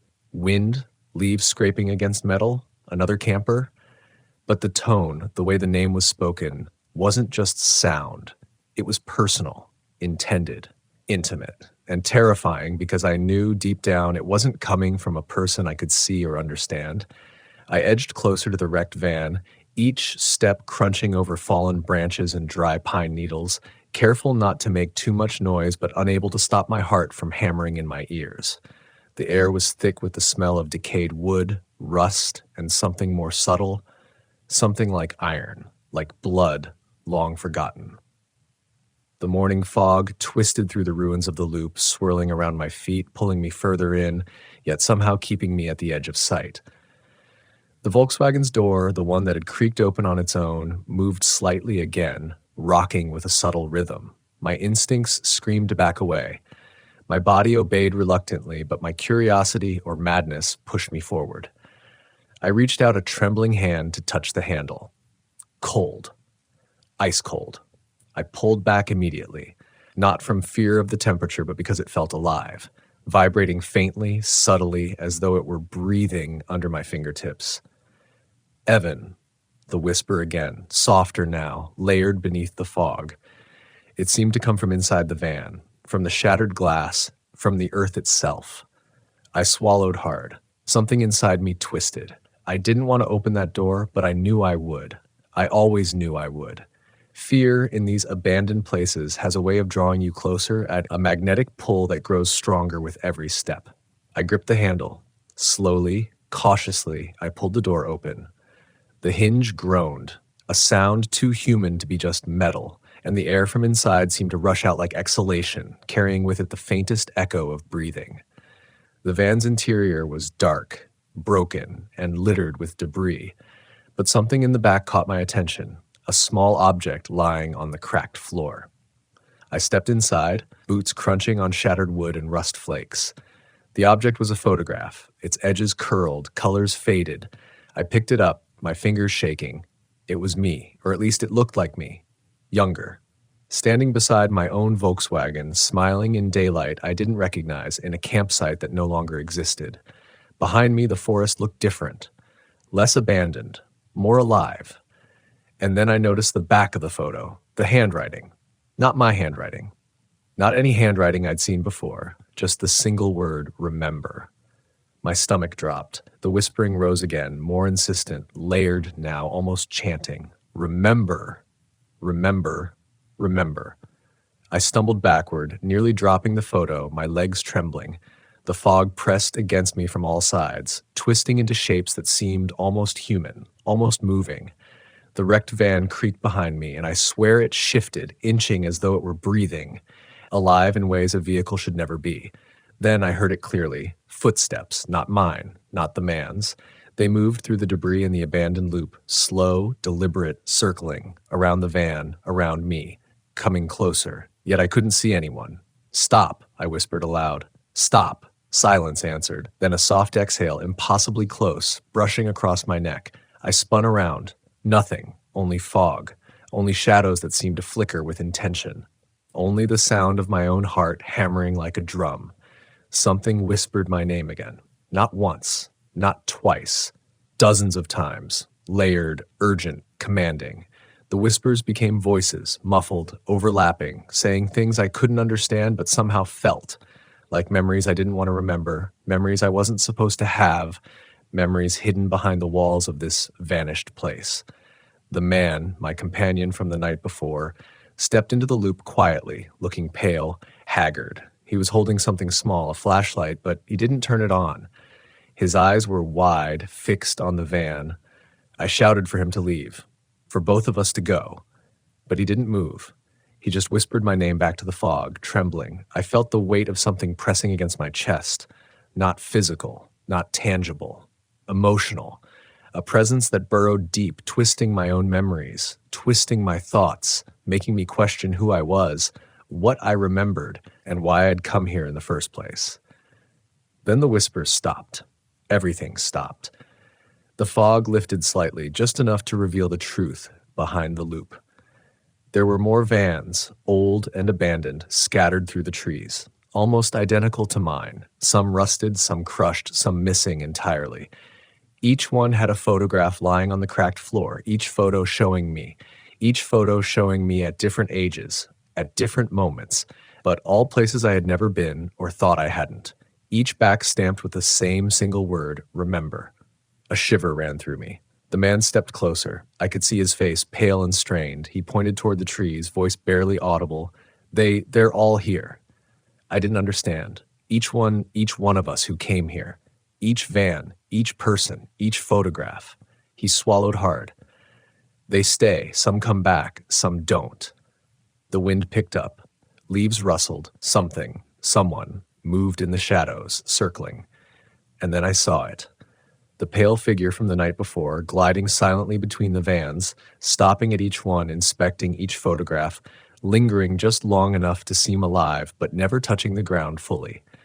Its head tilted in that impossible angle, and then it fixed its gaze on me. I realized then what I had to do.